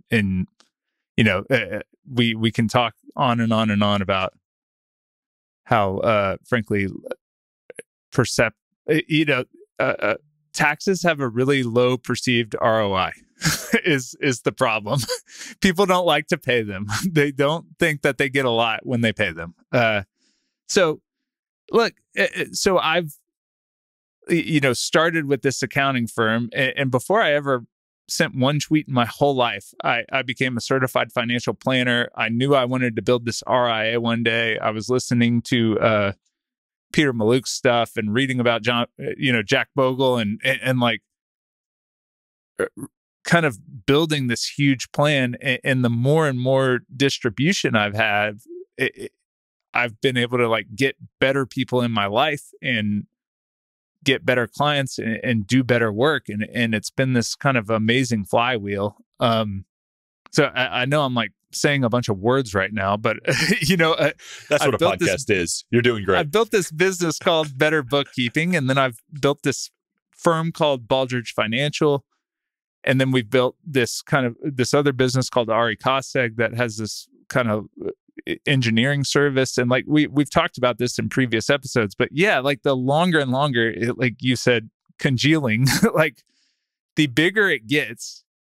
My hope is that, one umbrella takes over this whole thing, one software takes over this whole thing, one philosophy and one idea kind of takes over this whole thing, where it's a very kind of well-oiled machine that works in kind of every area of somebody's financial life. And so I've been chipping away at that. I love these conversations, and the fact that we get to have them every quarter or so, every 6 months, whatever, when we get out of hand. But like, people underestimate how long it takes to like, for that to congeal and for that banner to emerge and for the pieces to fall into place.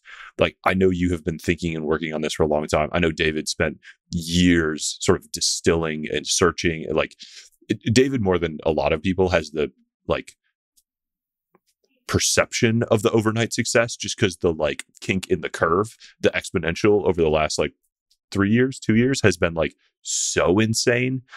But like Mitchell's, I think, slope is a little different, and like my slope is a little different. It's just David, really interesting to see it all come together. Off the charts K factor for David. But look, I work in part of like working or splitting this up into kind of like subcomponents allows me to work on things and kind of drive things and frankly give the other things a break. I was talking to my partner Connor at Better Bookkeeping, CTO, yesterday, and was like, sometimes I think this is just going way, way, way too slow. And then sometimes I'm like really, really happy with our progress. And he goes, you never think it's going too fast, right? I'm like, no, absolutely never.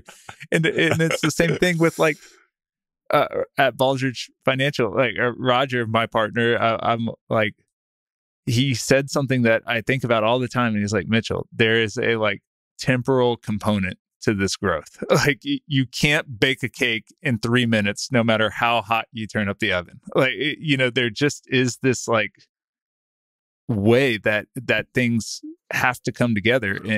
When you talk to Connor, like what is, because like the reason I was interested in partnering with you on it is because you've told me in private conversations, like what the end state of Better Bookkeeping is. Right. And so when you have this discussion with Connor, you're like, in my mind, I know where I want to be. As far as, are you talking about like in terms of what the product is right now, or customer growth, or what is too slow? Yeah. So there's a product, which is a service offering combined with a software application. And those two things are working in concert to give this customer a great experience. And sometimes the software application is ahead of the service offering, and sometimes the service offering is ahead of the software. And there's kind of, different like segments as to, what is lagging and what is leading. And then, my vision is that we're going to build both of those things. And I watched this happen with Ari Koseg, is like, we're going to build this foundational element where we have a software and then we have a process in which we deliver that software and that client experience. And then we're going to be able to scale the people so that we can scale customer growth. Can you put it in terms of what the customer would experience? So like one of my greatest, like I love this idea that happens every so often in reading all these biographies, is like you have two, what will wind up being two historical figures meeting, right? And so I'm obsessed with this idea. And one of my favorite historical meetings ever happened with like a young Steve Jobs in his 20s, Edwin Land is in his 70s. and they're describing to each other. And after this meeting happened, Steve Jobs described it like visiting a shrine, right? And so what they said was fascinating is that when he designed the first Polaroid camera, which was the first ever time you could take a picture and see it a minute later, and when Steve Jobs was designing the original Macintosh, they both said that they saw the product perfect in their mind. And then what they had to do is like, they had to work backwards from that and marshal all the resources, the engineering talent, technology, the people, till what was in their mind is in front of them. So what is in your mind that the customer, like the ideal situation that the customer actually experiences? I have one of the land Polaroid cameras sitting in a box over there, and I'm trying to find a way to like put that underneath right here. Yeah, I mean, it was listening to your episode, one of your land episodes, and just that experience is so, or that visual is so powerful of like, you click a button and something pops out and you watch the picture develop in front of you. And that was the first time that was available. It's magic. No, you were going to use the word. It's the right word. It was magical. Yeah, it's the Madman Don Draper, like this isn't a spacecraft. This is a time machine. It's like this whole thing of like this magical unfolding right in front of you of holy crap, I never knew that was possible. And I think I think Better Bookkeeping honestly has the ability to do that. Of you connect your bank accounts through Plaid. Describe that. Okay, so describe it, because you've described it to me personally, but I really think people would get value if you can describe it now publicly. So what if you could, Google single sign-on and then click a button and add your bank account and, your Mercury bank account and your Chase credit card. And then all of a sudden in the background, these books start to reconcile themselves, meaning all of the transactions have descriptions and categories that seem reasonable to you, and you start to see your profit and loss statement, and you even start to see a 13-week cash flow forecast based on the last 26 weeks. Like AI and rules and some clever kind of charts and kind of ways to show people things, or even like Jack Butcher has been such has had this big impression on me of like, the whole job is showing people what is happening in a way that they can understand it, that they agree with, that they start to buy into, and then giving them a tool to feed back into the machine and make it more of what they think it ought to be. Okay, let me describe in my own words what you've described to me, and you tell me if I'm accurate, right? Because I think if you hone in on that analogy, right, of if you look what Edwin Land did for the first time in history, before you take a picture and you're like, how is it? He's like, well, we'll find out when we get it back 2 weeks from Kodak, right? And what Edwin Land said is, no, we're going to press a button, and in a minute you're going to see the entire picture. So when you described it to me in private conversations, you're saying, hey, they're going to press a button. We don't have to get into all the connections, all the other shit now. The end result of the customers, you press a button and you see every single important financial metric in your business on one page. All this complicated shit that happens, all the different contracts and the revenue and the expenses and everything else that's happening in your business is now distilled down into this one beautiful image. And at a glance, on a monthly basis, you say, okay, I know exactly where my business is doing financially, and I can project into the future what it's going to look like a month, 2 months, 12 months, whatever the case is from that. Is that, am I understanding, is that a good description of what you have told me in private? Yeah. And so, and that's an idea, and it's an ideal of like, so right now we're building that out with simple businesses. And then as you can kind of like hone in on a simple business and show the business owner that and give them that kind of like shortened feedback loop and give them kind of answers to questions they never knew they had, then you can start to layer in separate complexities of accrual accounting and of kind of more esoteric ideas. But yeah, I mean, so we started just by saying there's this process out there. There are tools to achieve that process. The tools are generally over bloated or they're overwhelming or underwhelming, depending on where you are. No, the general problem is that nobody's happy with their accountant, is what I've learned as an accountant.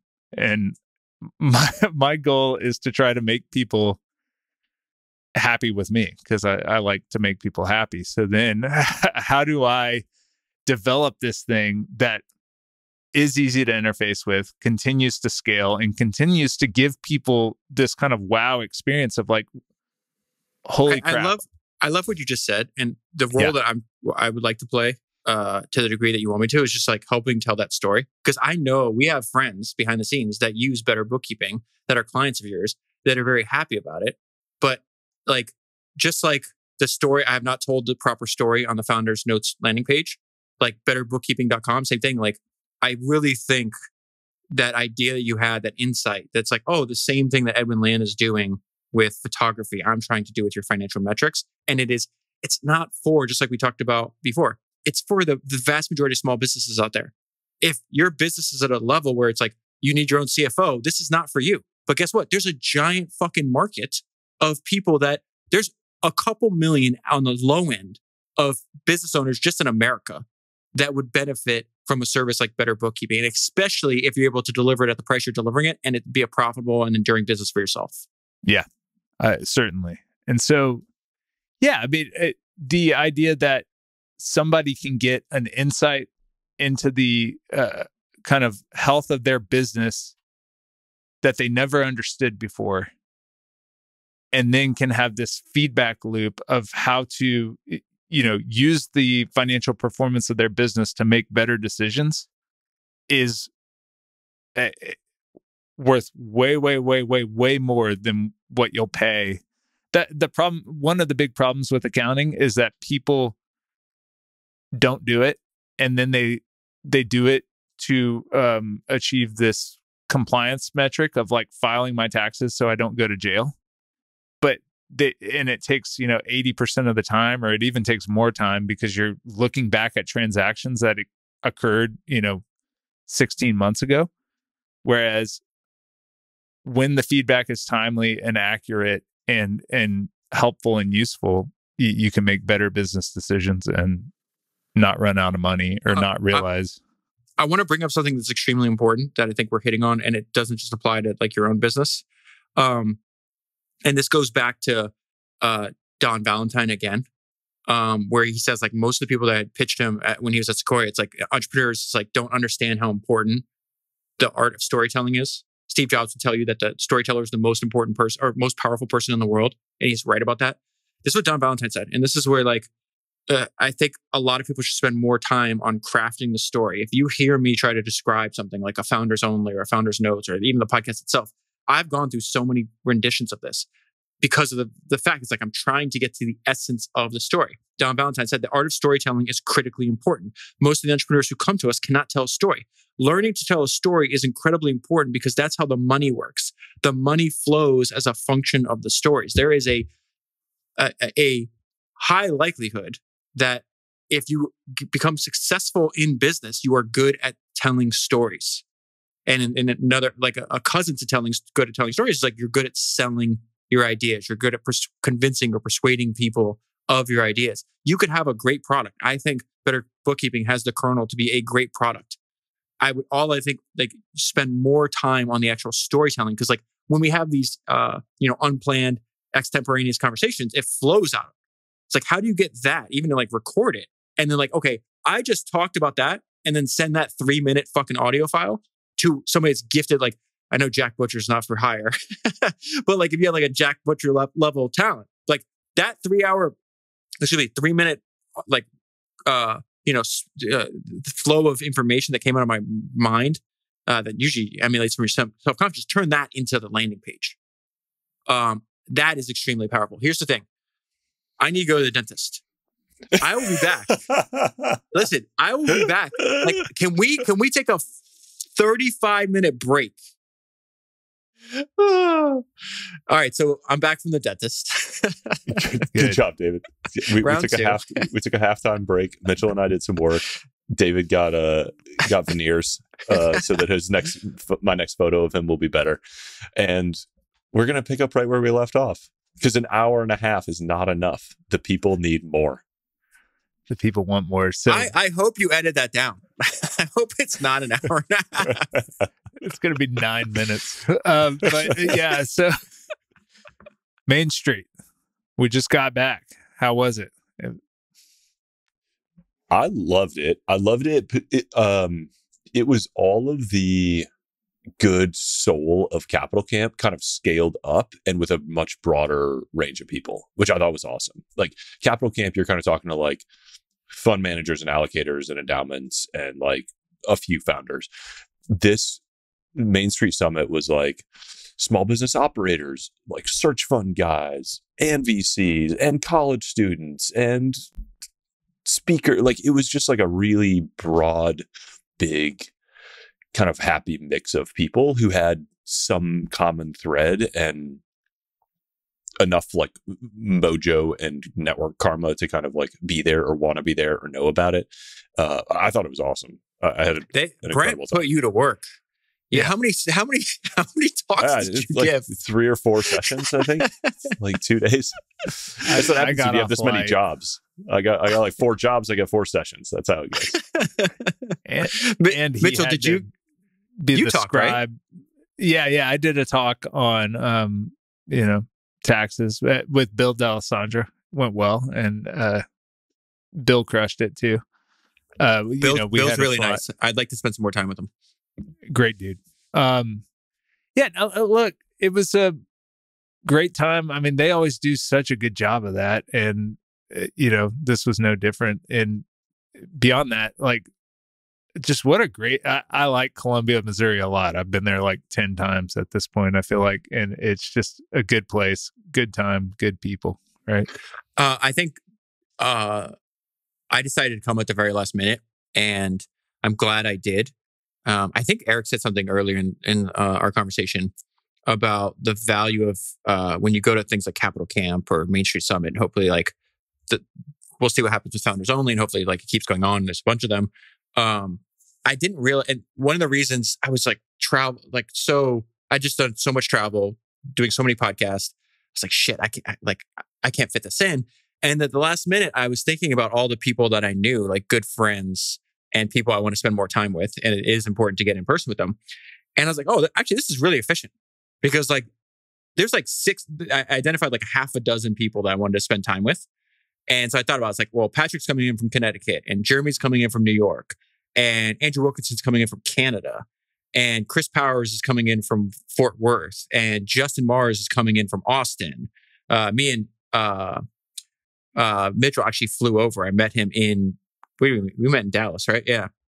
And I was like, if you look at that, it's like 6 or 8 or 10 people that I want to deepen my relationship with. Like, oh, like that is actually it's worth the 3 days, the flights, the couple $1,000s that it cost. And that's what I did most of the time. I, really spent the majority of time with the same, 6 or 10 people, really trying to like deepen the relationships that we have. And we went on a ton of walks and had a ton of conversations. And I came back with my ambition level overflowing and full of energy. And the last night was incredible. I don't think Brent would mind if we talked about this, but Brent's this is it's his town. It's his event. He's got all this pressure to make sure it goes off. There's all these different sessions. How many? I mean, there was 10 times as many talks at Main Street as there was at Capital Camp. So many. Yeah. And so the last night we did which I never heard before, Bang Bang, where it was us 3, Brent, and I won't name the other people in case they don't want to be named, but a really good group of guys, 6 to 7 guys. I liked all of them. 2 of them I met for the first time, and now I've talked to them a lot since then. But we had 2 dinners in a row. It was called Bang Bang, which I didn't know that was a thing. And so we had one dinner, and then we went over New American. Just yeah, and then 2 hours later had another one. But we wound up spending the same group. Oh, and David Perel. I don't think he'd mind if I mentioned him. He was there. And so like the same group was together for like 6 hours. And then Brent could finally, this was after the conference was over. So Brent could finally relax. And then we just had this incredible night, incredible conversation. And even the next day, you already mentioned we went to their office and just watching the afterglow and the debrief was cool, of just listening to Clayton and Brent chop up kind of like immediately what went right, what do they want to adjust, like compare to contrast, like it just watching those guys. And then I sneaked out some more free swag. So just for the listener's benefit, if you ever encounter him in public, bring gifts, bring swag, bring effusive praise, hopefully corner him for like 10 minutes and tell him exactly how he changed your life and where he touched you If David, you let him into your house, he will steal at least one book. And if you have any branded swag, he will just acquire it. He search his bag on his way out. I'm buried under a bunch of no, just eat it. I'm buried under a bunch of books because this is really accelerated. Like every single conversation I've been having lately, or going to somebody's house, and I leave with like a bundle of books that they give me, and I'm in real big trouble. Like if you could see, I'm embarrassed at how messy this is, but I'm not kidding. Not including all the books on the shelves, I probably have 40 books that I've gotten in the last like 2 weeks, and I have no idea what the hell I'm going to do with all of them. 1,000 to go. Yeah. You're going to read them. You're going to surround them in sticky notes. You're going to record a podcast about them because that's what you do. There's this thing called mini storage, David, so you can rent out a unit of space. No, I want to be surrounded by them. Okay. So one thing that's interesting is like we got to see the first one. I'm very curious where Main Street Summit goes because, like you said, it's Capital Camp is excessively high end. They only let in a couple hundred people. The wait list is ridiculously long. It is a premium like experience, premium price, premium everything, right? And Main Street's going to be sounds like going to be the opposite. And like, unfortunately, with Charlie Munger passing, I do think there's going to be some kind of opportunity where you have like capitalist nerd Woodstock or whatever the hell you want to call it. Like, I'm sure people still go to Omaha when Buffett passes away, but it's not going to be the same. And so what is that next generation? Did you guys read Brent's annual letter? Not yet, but I got it bookmarked. Out. It looks great. Highly recommend reading it. He did this great tweet. If maybe we can include in the show notes of an excerpt talking about when he met Charlie Munger. And I just think like, I don't know if that's his goal, but I could see 10 years from now, there was 1,000, 2,000 people there, whatever the number was. I could see it being 10,000 or 20,000 or, Yeah. I think there's like an heir apparent for capitalist Woodstock. And like these communities need a place to go. And a lot of like the early friendships before Capital Camp existed, like Omaha and Daily Journal were like the default gathering places of these people. And Omaha it still is to a big extent. Like I'm going back this year. It is an awesome experience. It'll be a little weird this year, I think. But I'm curious to see what happens. But imagine being in Omaha in, 40 years ago. Like, I don't know. I would be curious to see like a chart of attendance of the Berkshire Hathaway meeting. Like, certainly wasn't always in a stadium. I don't know when that. No, I remember reading it was like in a room. Yeah, like a small room, and there was not a lot of people. That is, somebody should, I wonder if Max Olson has this data. I bet actually, yeah, we should have Max Olson come on. I don't know if this is true this is completely unfounded data right now, but I'm just going on the fly. I'm going Jamie Vernon on us right now. But Young here's Mitchell. a chart, supposedly. So, what are you showing us? I found it. Here. Annual meeting attendance. It just so happens to correlate with the cumulative return. So who knows? Who knows if this thing's real at all? But they're saying about 7,500 in 1997, and 1993 is 2,500. 1990 is 5x in 20 years from 95 to 15. Am I understanding that correctly? 1,000 Maybe in 1990 and 7,500 in 97 and 15,000 in 2001 and then So yeah, from 5,000 in 1995 to 50,000 in 2015, right? Over that 20-year period.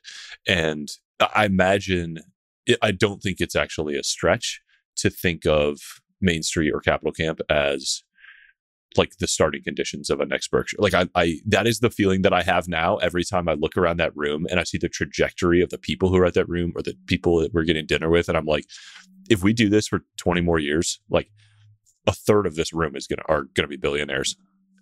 This is what I mean when it says like history is a form of leverage. Like Brent's 40, maybe 41. Like Charlie Munger wasn't even a full-time investor until he was 41. he was a lawyer. You see what I mean? Like you get to learn, like you get to stand on the shoulder of giants and you get to like like you're a decade and a half ahead. Not saying that you have, that desire to like keep that running and build such a massive company like Berkshire. But I think about that all the time. I'm like, man, like you hear this on the podcast. I write it in my notes where I'm constantly, when I read a biography, I'm like, okay, this is the year's 1987. This guy was born in, 1940. So like, I always like, how old is he when this is happening right now? Right before we started re-recording for the second time, I was rereading my highlights for this like impossible to find book. I think the book's from 1962. It's called The Bugatti Story. Like I'm looking at how old he was, and I was just like, right place, right time, right set of skills, right person with the right set of skills, because he's 17 in 1898, and he's interested in mechanics. This is what we just talked about, like what Henry Ford and Billy Durant and the Dodge brothers, the American version of this. He's in Italy and France, so Bugatti's on a different continent. 17 in 1878 with an interest in mechanics, that's a tough time. You know what he's doing if he's in America and he's 17 at that time. What's the first mass-produced product in American history? Yeah, there you go. The guns. It's interesting. The Colt factory, Sam's Colt's factory. This is how it all ties together. I love how, these things tie together and influence each other. I was reading the biography of this guy named Henry Leland. He's the founder of Cadillac, right? And he is 60 years old when he founded Cadillac. And then Abraham Lincoln was his hero. And so he was 70 when he founded Lincoln Motors. And I did like a 13-part series on all these early American automobile founders. Billy Durant, Henry Ford, the Dodge brothers, Albert Champion, even the people that were Charles Kettering, even the people that weren't building companies, but maybe they built components, like Champion did spark plugs. Kettering is the one that invented the electric starter, so you don't have to get out there and like crank. And then he winds up being the head of research and development at GM for 20 years when it was like the most powerful corporation on the planet. But anyways, what's fascinating is like, one, they all knew each other. This is the main theme of what you and I, all three of us have been talking about today. But they kept going to Henry Leland. Like, who's this Henry Leland guy? Why do they keep getting advice from him? So I read his biography. And the reason they kept going to him is because all the cars were handmade at that time. So they're like super expensive, like $6,000 when the average person makes like $1 a day. Like, you're not buying a car unless you're super rich. And they kept going to him for advice because he understood the concept of interchangeability. And that was key in the mass production of cars. That cars would have never reached become the size of the market it is and one of the most valuable industries ever created if it wasn't for the fact that they had to nail mass production, which literally that means they had to invent the way to mass produce a car. And so they'd go to him. And why did they go to him? Because when he was their age, when he was even younger than them, in the Civil War, America was throwing a ton of money, and even before the Civil War, into mass producing firearms because they were fighting a bunch of wars. They were fighting the war with the Native Americans, and then when the Civil War came, they were dumping a ton of money into that. And Leland was a young protege, a young person working in Colt's factory. He took that idea of interchangeability and applied it to applied the concept behind it to a different industry. And so a young Henry Ford would go and seek and solicit Leland's advice.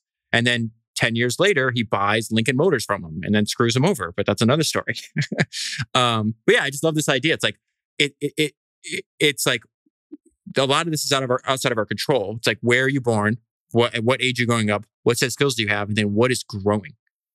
And for Bugatti, it's like, oh, right person, right place, right set of skills at the right time. Munger and Buffett said the same thing. They had that, they call it the American tailwind, where they're like, when I had dinner with Charlie Munger, he said he feels that him and Warren got too much credit because, yes, they were smart. Yes, they worked really hard. Yes, they were obsessed.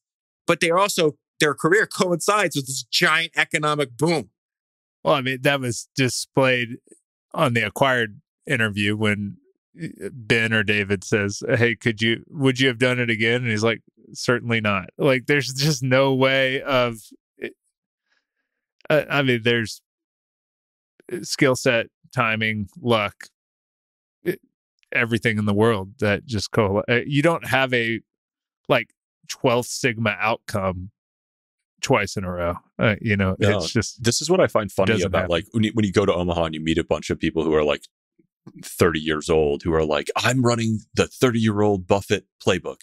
And it's like, you have completely missed it. Like, you are 50 years off of like, you're doing what Buffett did 50 years ago and you're not him. Like, there's something that they aspire to and that's noble in there. But I love how much, I think Shane Parrish is really good at like taking simple ideas seriously, and one that he like harps on over and over again. He was also at Main Street Summit, like gave a great talk. It was a great hang, like talks about positioning over and over and over again. Like, so much comes down to just getting yourself in the right place at the right time. And I think to reuse a quote I said earlier, like the internet is the new America. I think there's an internet tailwind that is obvious, but also we're still in the middle of, and we're going to be in the middle of for a while.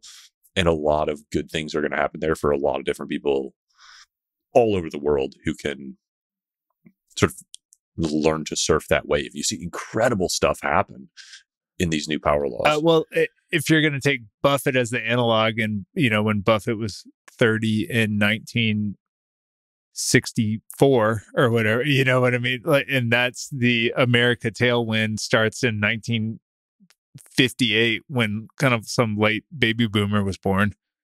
The internet tailwind started in 2004 or say 1998, yeah. But you know what I mean? It's 1998, then it's 2004, then it's 2012, and here we are today. We're early. Munger talks about this, where like the next Berkshire is not going to look like Berkshire. There's when you were just speaking, Eric, I thought of this great quote that I found in 0 to 1, where Peter Thiel says, every moment in business happens only once. The next Bill Gates will not build an operating system. The next Larry Page or Sergey won't make a search engine. And the next Mark Zuckerberg won't create a social network. If you're copying these guys, you aren't learning from them. The one line I use on the podcast over and over again is like, you don't copy the what, you copy the how. You don't say, I want to be like Mark Zuckerberg, so I'm going to make a social network. Well, that was 15 years too late, buddy. Bitcoin doesn't go from $100 to $65,000 twice. Like, that happened. And then if you start to... I want to tie this into something else that is one of the most important ideas that I've heard on a podcast recently, or not even recent, probably in the last year. And Josh Kushner said it on his episode with Invest Like the Best. And I think this speaks to it. It's like I think you have an irrational passion or obsession with what you're doing, especially in the age of infinite leverage. There's a great line in Eric's book where it's like, in the age of infinite leverage, being at the extreme of your art is very valuable, or something like that. Very important. And Josh said something to Patrick that I thought was interesting, that he says he uses in their firm, in Thrive Capital. And he says, if you have to choose between the most experienced person, the most educated person, or the person who actually wants it the most, you always pick the person who wants it the most. And so the idea is like, learn how they did the things, the principle behind them, and then apply it to your obsession, not their obsession. And I think that is an echo of what Peter Thiel is saying here. It's like, if you're copying guys, you aren't learning from them. You're already too late. Just like Zuckerberg was inspired by Bill Gates. He didn't try to build an enterprise software company. Yeah. The people that will become the next generation of Buffetts are doing something very different. They're learning from him. They're studying Buffett, but they are choosing a different tailwind and a different approach, and probably a different structure, because all of that context has changed. There's also, somewhere between, I don't know, there's 10,000 decamillionaire investors who are not named Warren Buffett, who have like made this life for themselves. So like, if you want to be Warren Buffett, that's one thing. If you want to be like 2 step orders down from Warren Buffett and live a good life, that's another thing. I mean, there's plenty of people who maybe were on the exact same path as Warren Buffett, but retired or died at 65 instead of 99. Like, so much of his work is just the fact that he's had 2 whole careers, 80 years of investing. Like, that's like a good 2 line. more generations 2 whole careers of compounding. Yeah. Yeah. And there's people who have outperformed Buffett for meaningful periods of time, but they either have stopped or changed their techniques, or went to jail, or gone to jail. Or just retired and been like, I have enough money. I don't need to keep painting my painting. Or that's the part I don't understand. I'm going to read me and Chris Powers were talking about this the other day. What do you not understand? Like, the retiring thing. But there's a difference between retiring and who's your guy? Your blueprint. Ed Thorpe. Basically, like, he could have probably had more money than Buffett if he continued on the trajectory that he was on when he was making. But he he didn't retire. He just shifted his lifestyle. He stopped taking outside money. That's different. I think that's different. But again, he's not optimizing for. He didn't go back to the roulette table with all the. I mean, look at Elon. Like, is Elon, when he's 67, going to bet the entire company and net worth and everything again? Very possibly. He has put his whole nutsack on the table 3.5 times in the course of his life. If he does it 10 more times, is he going to I don't think it's possible that he does it, because should I do you guys think I should do the podcast on the Isaacson Elon book? Did you guys read it? You should do one on the Eric Jorgensen Elon book pretty soon. Yes. Well, that's going to happen for sure. But what about the Isaacson? I have read it. I do think this is a very interesting. Yeah, I think it echoes some themes and has interesting stuff that you will not have seen elsewhere. There's just a lot of nuance in that story. It's interesting. But to your point, if he's bet the whole thing 3.5 times, he can't bet the whole thing again, because now it's 4 different companies owned by. And he took a bunch of he took $20 billion out, right? Paid a bunch of tax. Yeah. Paid a bunch. Yeah. He's the single largest taxpayer in American history. And then spent a bunch of that on Twitter. So we'll see. I mean, Twitter is basically the version of that now, right? Who else has put that huge amount of personal wealth at risk on that kind of stuff? So maybe he'll still keep doing that kind of stuff. But yeah, I don't think he'll liquidate all of Tesla and SpaceX. And if he did, he'd probably lose control, and certainly doesn't want that for either of those. So could you imagine investing in an Elon run company and your prerequisite is that he doesn't have control? I don't think that's ever going to happen. What's the last? Not willingly, Yeah. What's the last book you guys have read that you would recommend or made an impact on you? Mine's probably this one is not crazy fresh, but Who's Michael Ovitz is something that I listened to as I was going through the Scribe deal and thinking about what it meant to. I don't know. I was just trying to draw parallels between CAA and sort of the industry that was changing. I think it's a really fascinating, it's a fascinating entrepreneurial story of both Michael Ovitz, him critically examining his own life, the building of CAA, as a business, as an industry case study, and a specific business case study. I thought that was a really good and interesting and well-written book that had a pretty high pace to it. And I think there's probably analogs to a lot of businesses actually, but it was a fascinating one. Yeah, I reread the highlights of Ovitz on Founders Notes the other day, and I had forgot about how the book starts. And he's got the file room that's the length of the basketball court, and he gets a key, and he just essentially just shows up every morning And for 10 weeks, he ran through every single client file from A to Z. I'm halfway, almost done with the conversation between Ovitz just on Invest Like the Best today, as a matter of fact. And same thing. It's remarkably consistent, his message, where it's just like people underestimate the amount of time and effort and work it takes to build like a truly phenomenal business. And they're constantly looking for shortcuts. And in that conversation, he mentions like, if you just don't have the energy for this stuff, like the stuff's going to take at least 7 to 10 years. Somebody else is, I re-listened to Bill Gurley's How to Running Down a Dream talk 2 days ago. And that line always sticks out for me. It's like, man, you just can't fake it, because you can act like you want something. And he's speaking to MBA students. And he goes, but there's somebody in another MBA course somewhere else in the country that really wants what you're pretending to want, and they're going to smoke you. And I love that line. He's like, they're just going to smoke you. And I think about when you read the beginning of of Mike Ovitz, who is Mike Ovitz, and just read the early days of his career, which I always find the most fascinating. David Geffen was like that. A lot of these people are like that. It's just like, I thought about that with Charlie Munger. I'm like, imagine like how like the mind that dude had. Imagine competing with Charlie Munger when he was like 50. Like, it's just it's so not intolerable. That's not the word I'm looking for. Daunting. Michael Ovitz is an obsessive, and he's a good example of like why obsessives win markets like that. He also started like fishing in a pond full of like kind of sleepy, weak fish.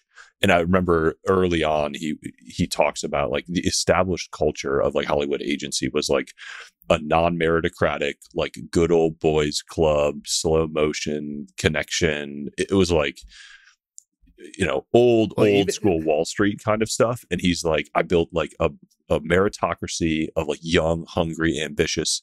I think he called them young Turks. And he's like, and they chewed him up. We just crushed everybody. Yeah, they outworked everybody, by not a small margin.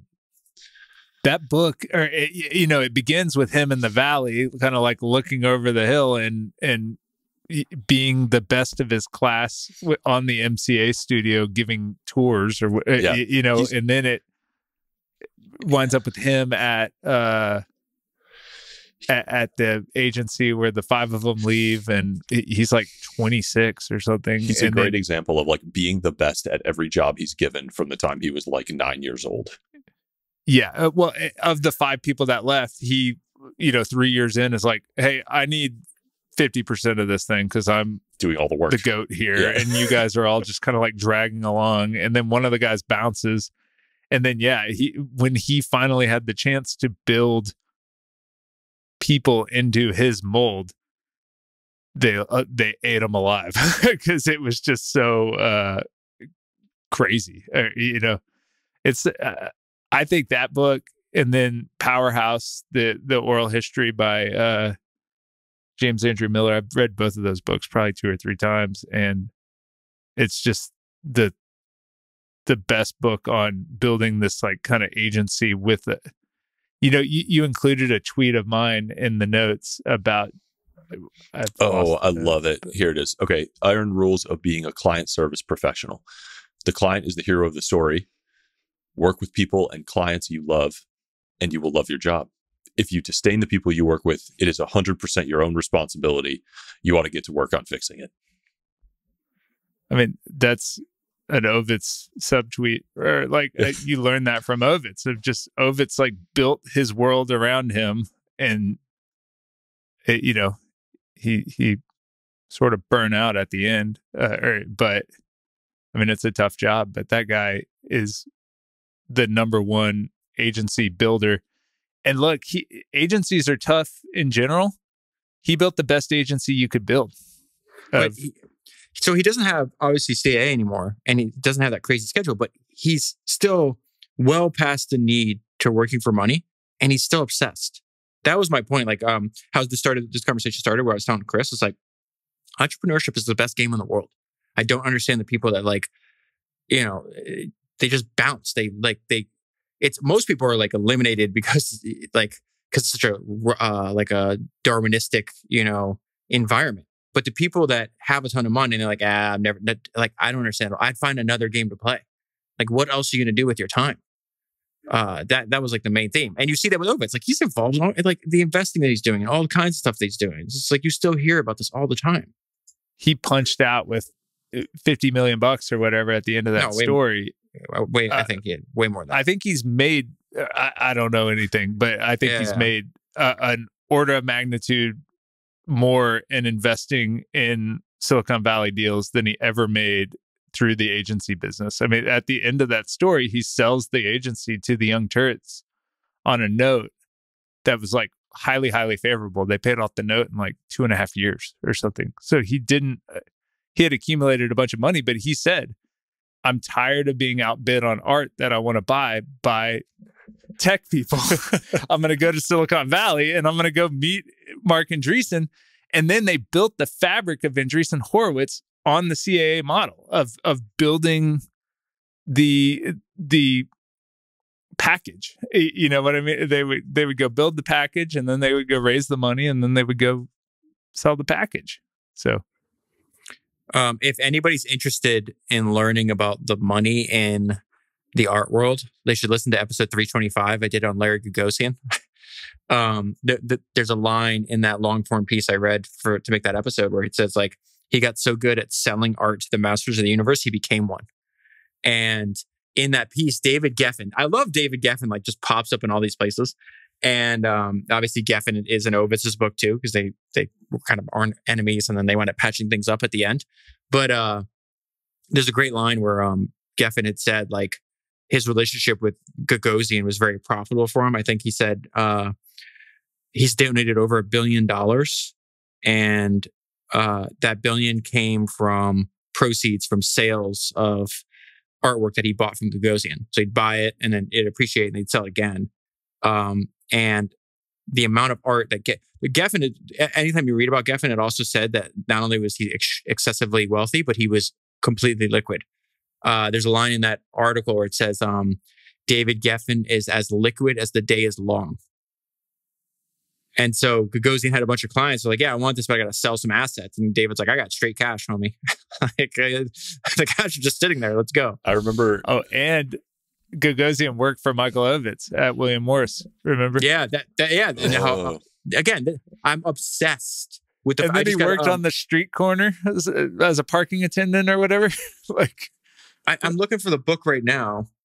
I think it might have been. I think it's the Ted Turner's autobiography. I'm almost positive it's Ted Turner's autobiography, which is episode 327. Call me Ted. Where there's a dinner. There's a dinner where it's like Ted Turner, Warren Buffett, Tom Murphy, John Malone, and I can't remember the other person. It might have been like a young Bob Iger. But I'm like, and obviously they're in different points. Like some of them are really successful, but way less successful than we think of them now because this dinner happened in like probably the 80s. But just like, I like that idea of like, imagine, you mentioned Ed Thorpe. Ed Thorpe, one of the best stories he tells in his autobiography is like him going to dinner with a 35-year-old Warren Buffett and telling his wife after, like, this is going to be the richest guy in the world one day. Like, it was obvious to Ed. He's like, this guy's like, if he's going to do this.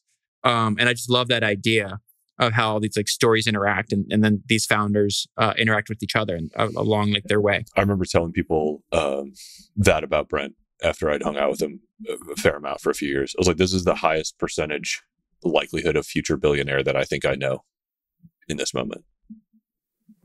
And what year was that? 2014. 13, 14. Also, I think Gagosian sold the Liechtenstein mural that was in the Bauhaus stairwell mural that was in the CA. Like, it's crazy how the coolest thing about David Senra is every one of these stories is completely intertwined and it's all like in David Senra's head. Yeah, I feel like you have this. I mean, I'm going to say lattice work because it's Munger's word that like keeps getting richer as you fill in the like spots and see more and more connections, and it is very cool to see. Well, the interesting thing is the Red Bull episode I just did, and I didn't even include. I went back and I was like, a lot of other founders are mentioned in this episode. And this isn't even all of them. This is just the ones that could fit in the tweet before it like hides the link, which I didn't want it to do to the episode.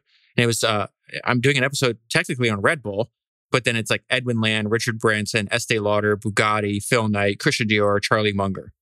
And I think there's like 3 or 4 other ones in there.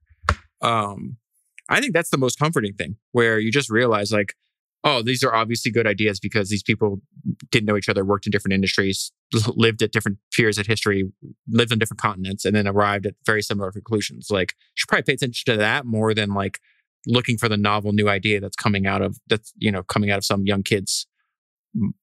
Like, this is how businesses should be run. Like, yeah, maybe, I don't know. We'll have to see. Time will tell. But like, I know this shit works. Whose note is this? The Samuel Tarly of entrepreneurship, higher paid critic. Okay, so these are the ideas.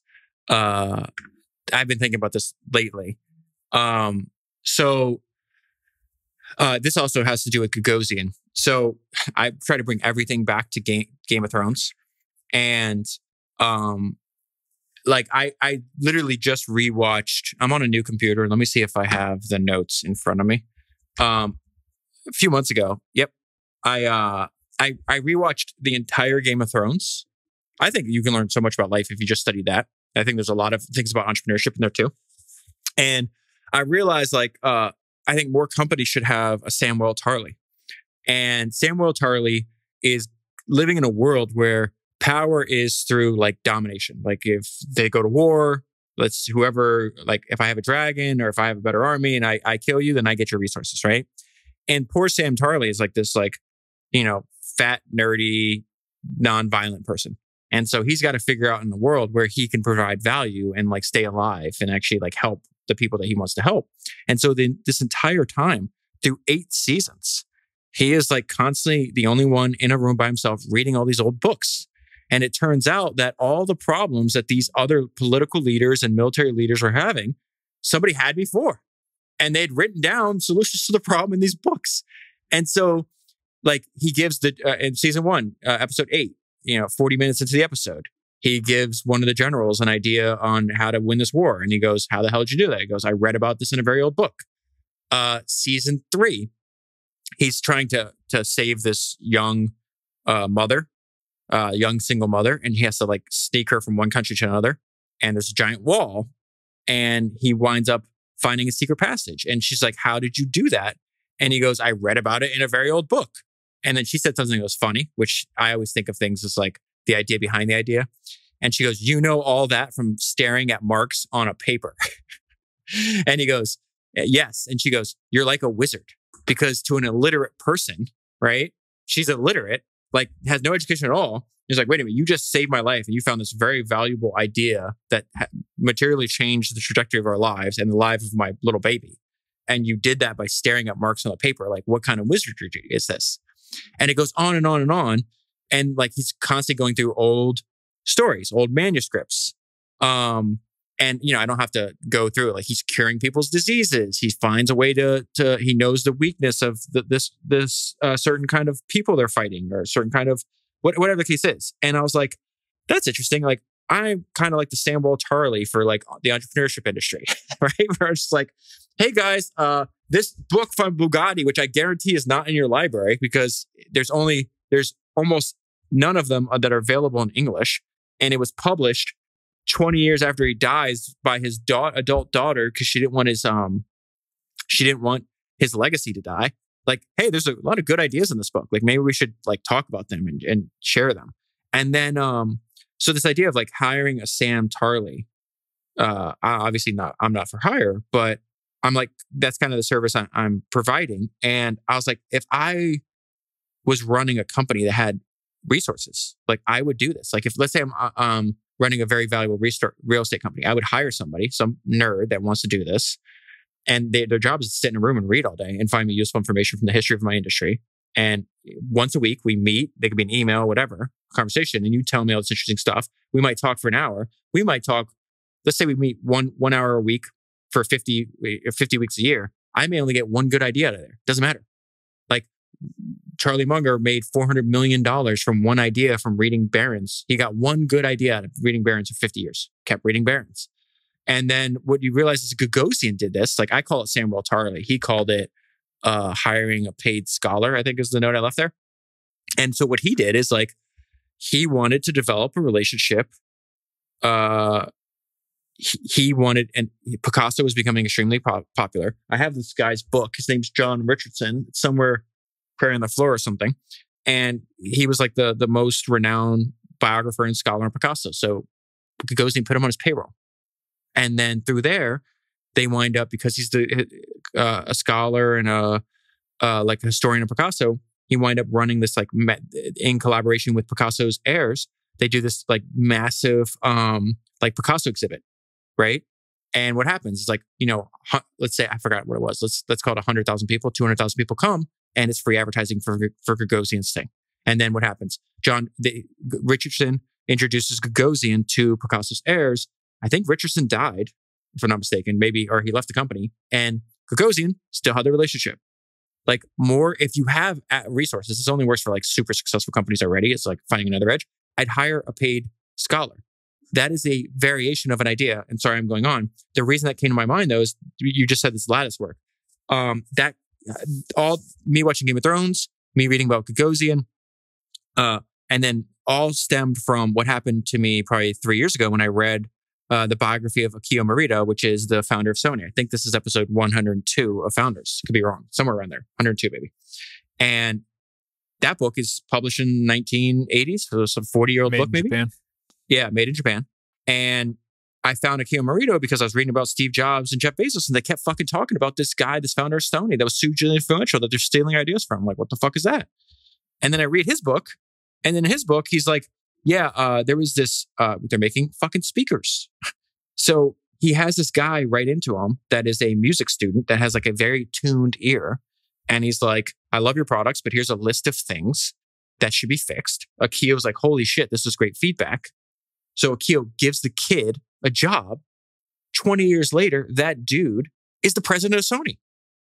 And he's like, more companies should hire paid critics, not a paid critic to be mean to you, but say, hey, your job.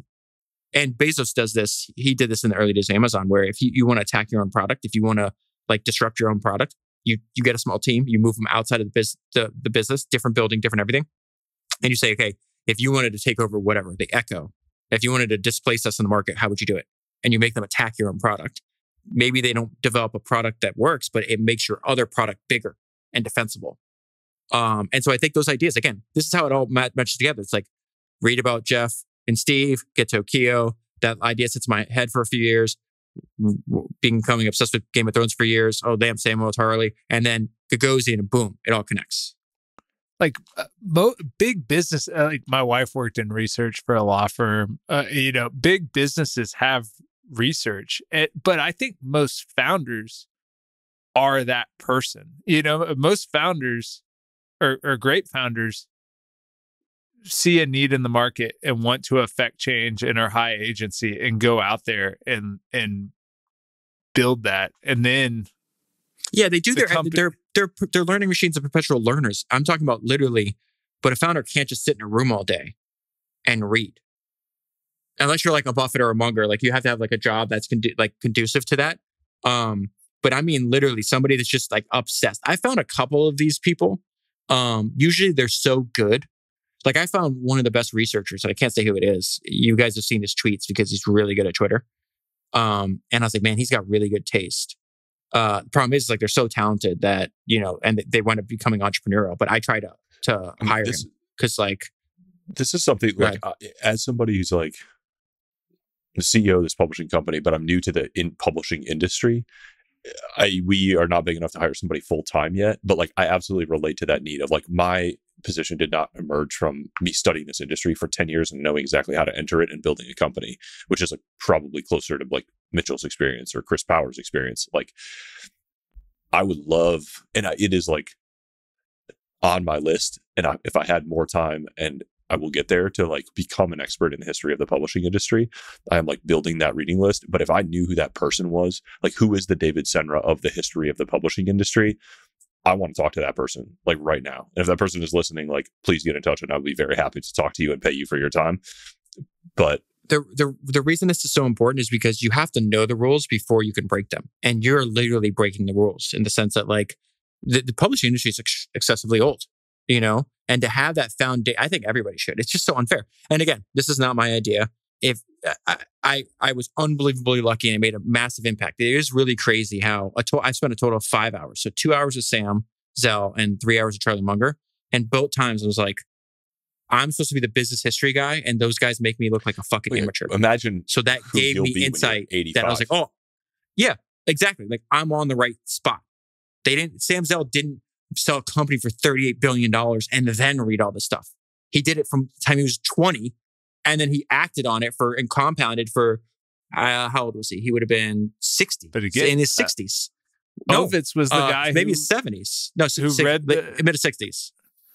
Ovitz read the 20-foot file cabinet when he was an intern. He didn't read the 20-foot file cabinet when he was the CEO of the largest talent agency that broke the market. Like he knew there is this like data.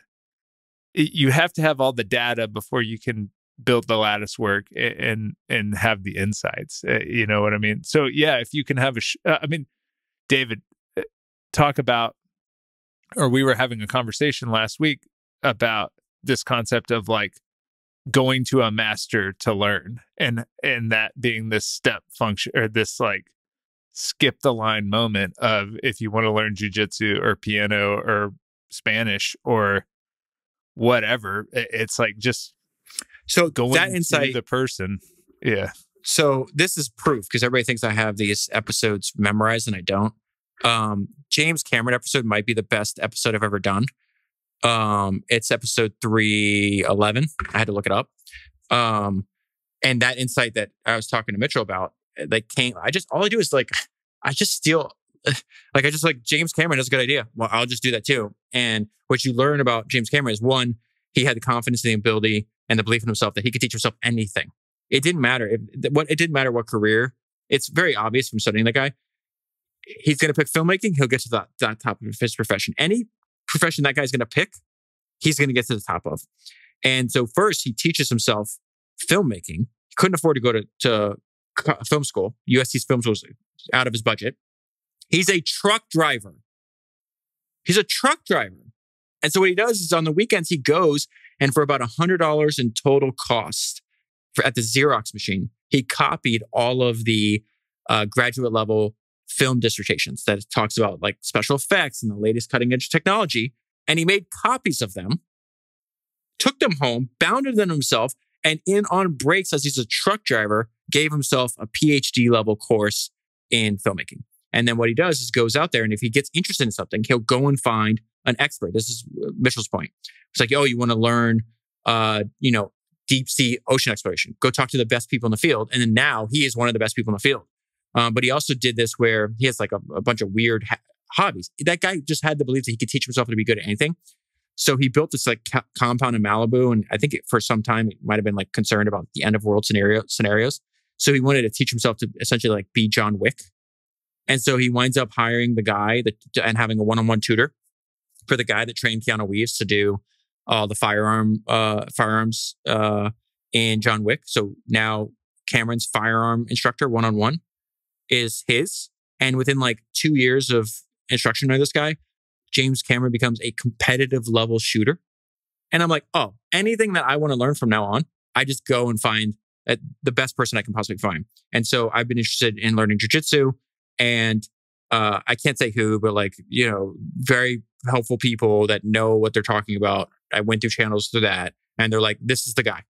And then I go meet the guy, and it turns out this guy is 42 and he's been doing jiu-jitsu since he was 4, and he's third generation. He's from Brazil, and it's just like, oh, this is the guy. If he's not a Gracie, you just get out of here. Yeah, well, there you go. And then immediately I'm like, this is why. This is like, I'm going to learn so fast. This stuff that's in the way this guy teaches, what his fundamental understanding. It's just like, this is the path for everything. For everything. I was driving to school with my son. My son's 5 years old and he's learning sight words. And I was telling him, this is before we had that conversation. I'm like, Matt, you're going to learn how to read. And when you learn how to read, you're going to be able to learn anything. And like that is once you can learn something, you can learn anything. And once you can learn how to read, you unlock a pretty big language of You're going to be a wizard. Anything you want to know. You are going to be a wizard. Yeah. It's pretty powerful. That's a great way to think about it. Because that all ties back to Eric's new job at Scribe Media. He allows you to teach what you know, your professional knowledge, and you give it in a form where people, if they stare at it, they stare at marks on a page and they learn something and they become wizards.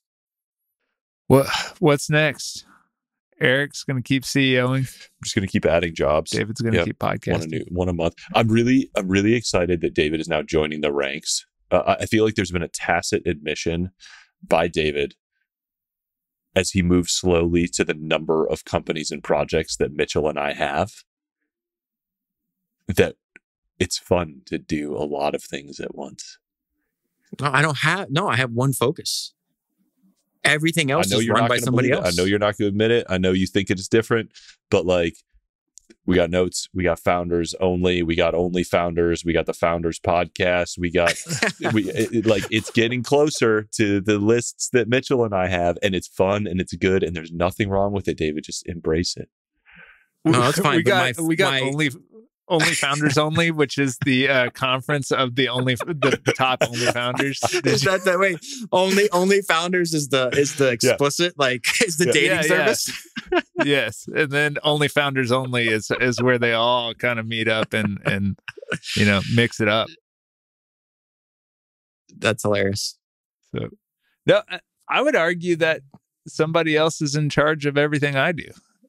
No, you're the delegator. Eric's the only one with a job. Yeah. No, I can't delegate. Like, I'm a terrible delegator.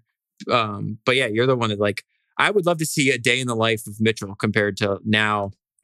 Eric and myself. Done an amazing job of putting sole people in charge of each of the things that he does. Grow it, put somebody in charge of it, let somebody else be hands-on. It's a beautiful thing. I mean, that's my goal. And I can't be in charge of anything. So, Tweet and Grow Rich. Is that your basic operating philosophy? That'd be a great title of your book. Tweet and Grow Rich. I've thought about that. I've played with that one before. There's not much. There's one thing out there that was maybe an article or a Medium post or something that was Tweet and Grow Rich. But it's a little bit. It needs to be a 30-page manifesto. That's not really a book, but it's a good one. I think it's a played out idea. I think this is something me and Eric talked about. Let me see if I can grab it real quick. I think there need to be more. I think there need to be more compact and small, at the most 100-page books. When me and Eric talked about the founder's book, God, Mitchell, why do you love to interrupt me? What is going on here? Because you never stop. I have a monologue. I have a monologue podcast for a reason. There's a guy named Carl Richards who just wrote this manifesto called the Real Advisors Manifesto, and it's 32 pages and it's really, really fucking good, and it could have been a book, but it wasn't. So the gall of David. It's after 45 minutes of speaking, that Mitchell might want to share a thought in between David's thoughts.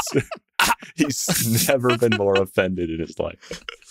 Well, it wasn't in between us. It's hard to get in. Welcome to Eric's edition of David's podcast. Thank you for listening. It's a laser accuracy. You got to get in there. So there's this very old little book, and it's called The Eternal Pursuit of Unhappiness. The subtitle is "Being Very Good is No Good. You have to be very, very, very, very, very good." And it's by David Ogilvy. And some of it's his own words, and it was written, I think, after he passed away. So it's interpretations of his philosophy. It doesn't even have, does it have? Yeah, it has page numbers. It is 61 pages long. And then in the back, it has this paper thing you can take out, which you might want to consider for Scribe too, Eric, or any of your companies too, Mitchell. And it's the corporate culture of Ogilvy and Mather in a pamphlet. it's not the size of a piece of paper. It's bigger than like a normal 8.5 by 11 paper, or 8 by 11.5, whatever it is. But yeah, like it's one of my, like you can read it in one sitting. It's like a prompt for your own thinking. And if we do the founder's book, I told you, like, I like the idea of what Will and Ariel Durant did for Lessons of History. It's like 100 pages at the most. I like designing within constraints. Yep. I think there should be more things like that. Fast. And it's become renowned because of that. Everybody loves it and loves to revisit it and talks about it and recommends it. And that's the spirit that you want in a book. What give us the title of the Stripe, the highest end product again? Stripe Professional? Or not Stripe, excuse me. Scribe Professional. Scribe Elite is our highest end, but that's like starts at 135,000 and goes up from there. I think you could spend like $500,000 on a book without wasting any money. But we didn't even touch on that. What is that like? What's the one you mentioned earlier, though? Scribe Professional. It's like I come to you, I have a bunch of conversations. And Scribe Professional, writing, publishing, all in one. Scribe Elite is Tal Raz writes your book for you, or the same dude who wrote. Scribe Elite is like we fly somebody out. Who is Michael Ovitz? I mean, if you want like a top tier, like has written bestsellers before, like that's a 6-figure ghostwriter on their own. So like that's how you get up to like $250,000 plus. But that's like we fly somebody out, do a bunch of research on your company, interview your peers, your family, like a bunch of kind of built in, like all the formats, all the marketing, it's just kind of like bundled all up in there already. So you mentioned earlier Scribe Professional, and then I went to the dentist and was sitting in the chair thinking about that. And there's this rapper that I really admire. His name's Russ. And because he's the first person ever to write, produce, perform, engineer, and publish an album that got over 1 billion streams. And it really, like, you hear sometimes you hear a fact like that, and it just like jars. It's like, wait a minute, one person created this from start to finish, and it was streamed over 1 billion times. And so anyways, he wrote a book, and he talked about the fact that he never wrote anything. He went and had a series of conversations, and then they took those series of conversations and turned it into a book. And I was like that. I was thinking about the conversation we had earlier, and then thinking about what I knew from Russ. I'm like, man, that's like almost an example of what Eric was talking about earlier.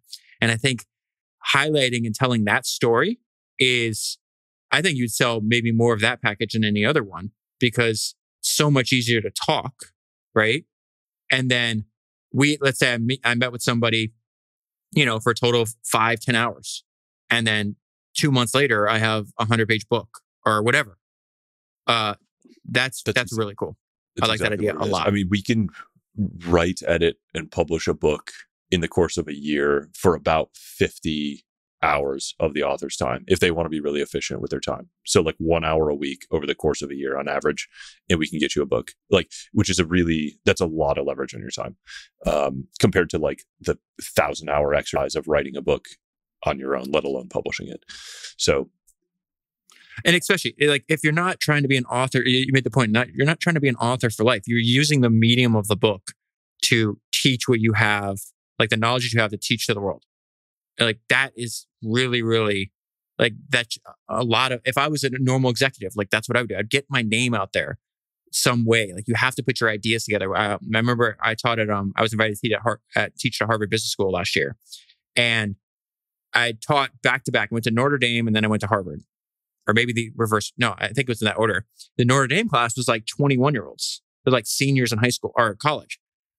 Harvard Business School, they told me the age group before. It's like 26 to 40. And one of the main things I talked about was like, God, I'm begging you. I'm begging you. Like whatever your personal curriculum is, the research, the professional research you're doing to get better at your craft, organize that and then externalize it to the world.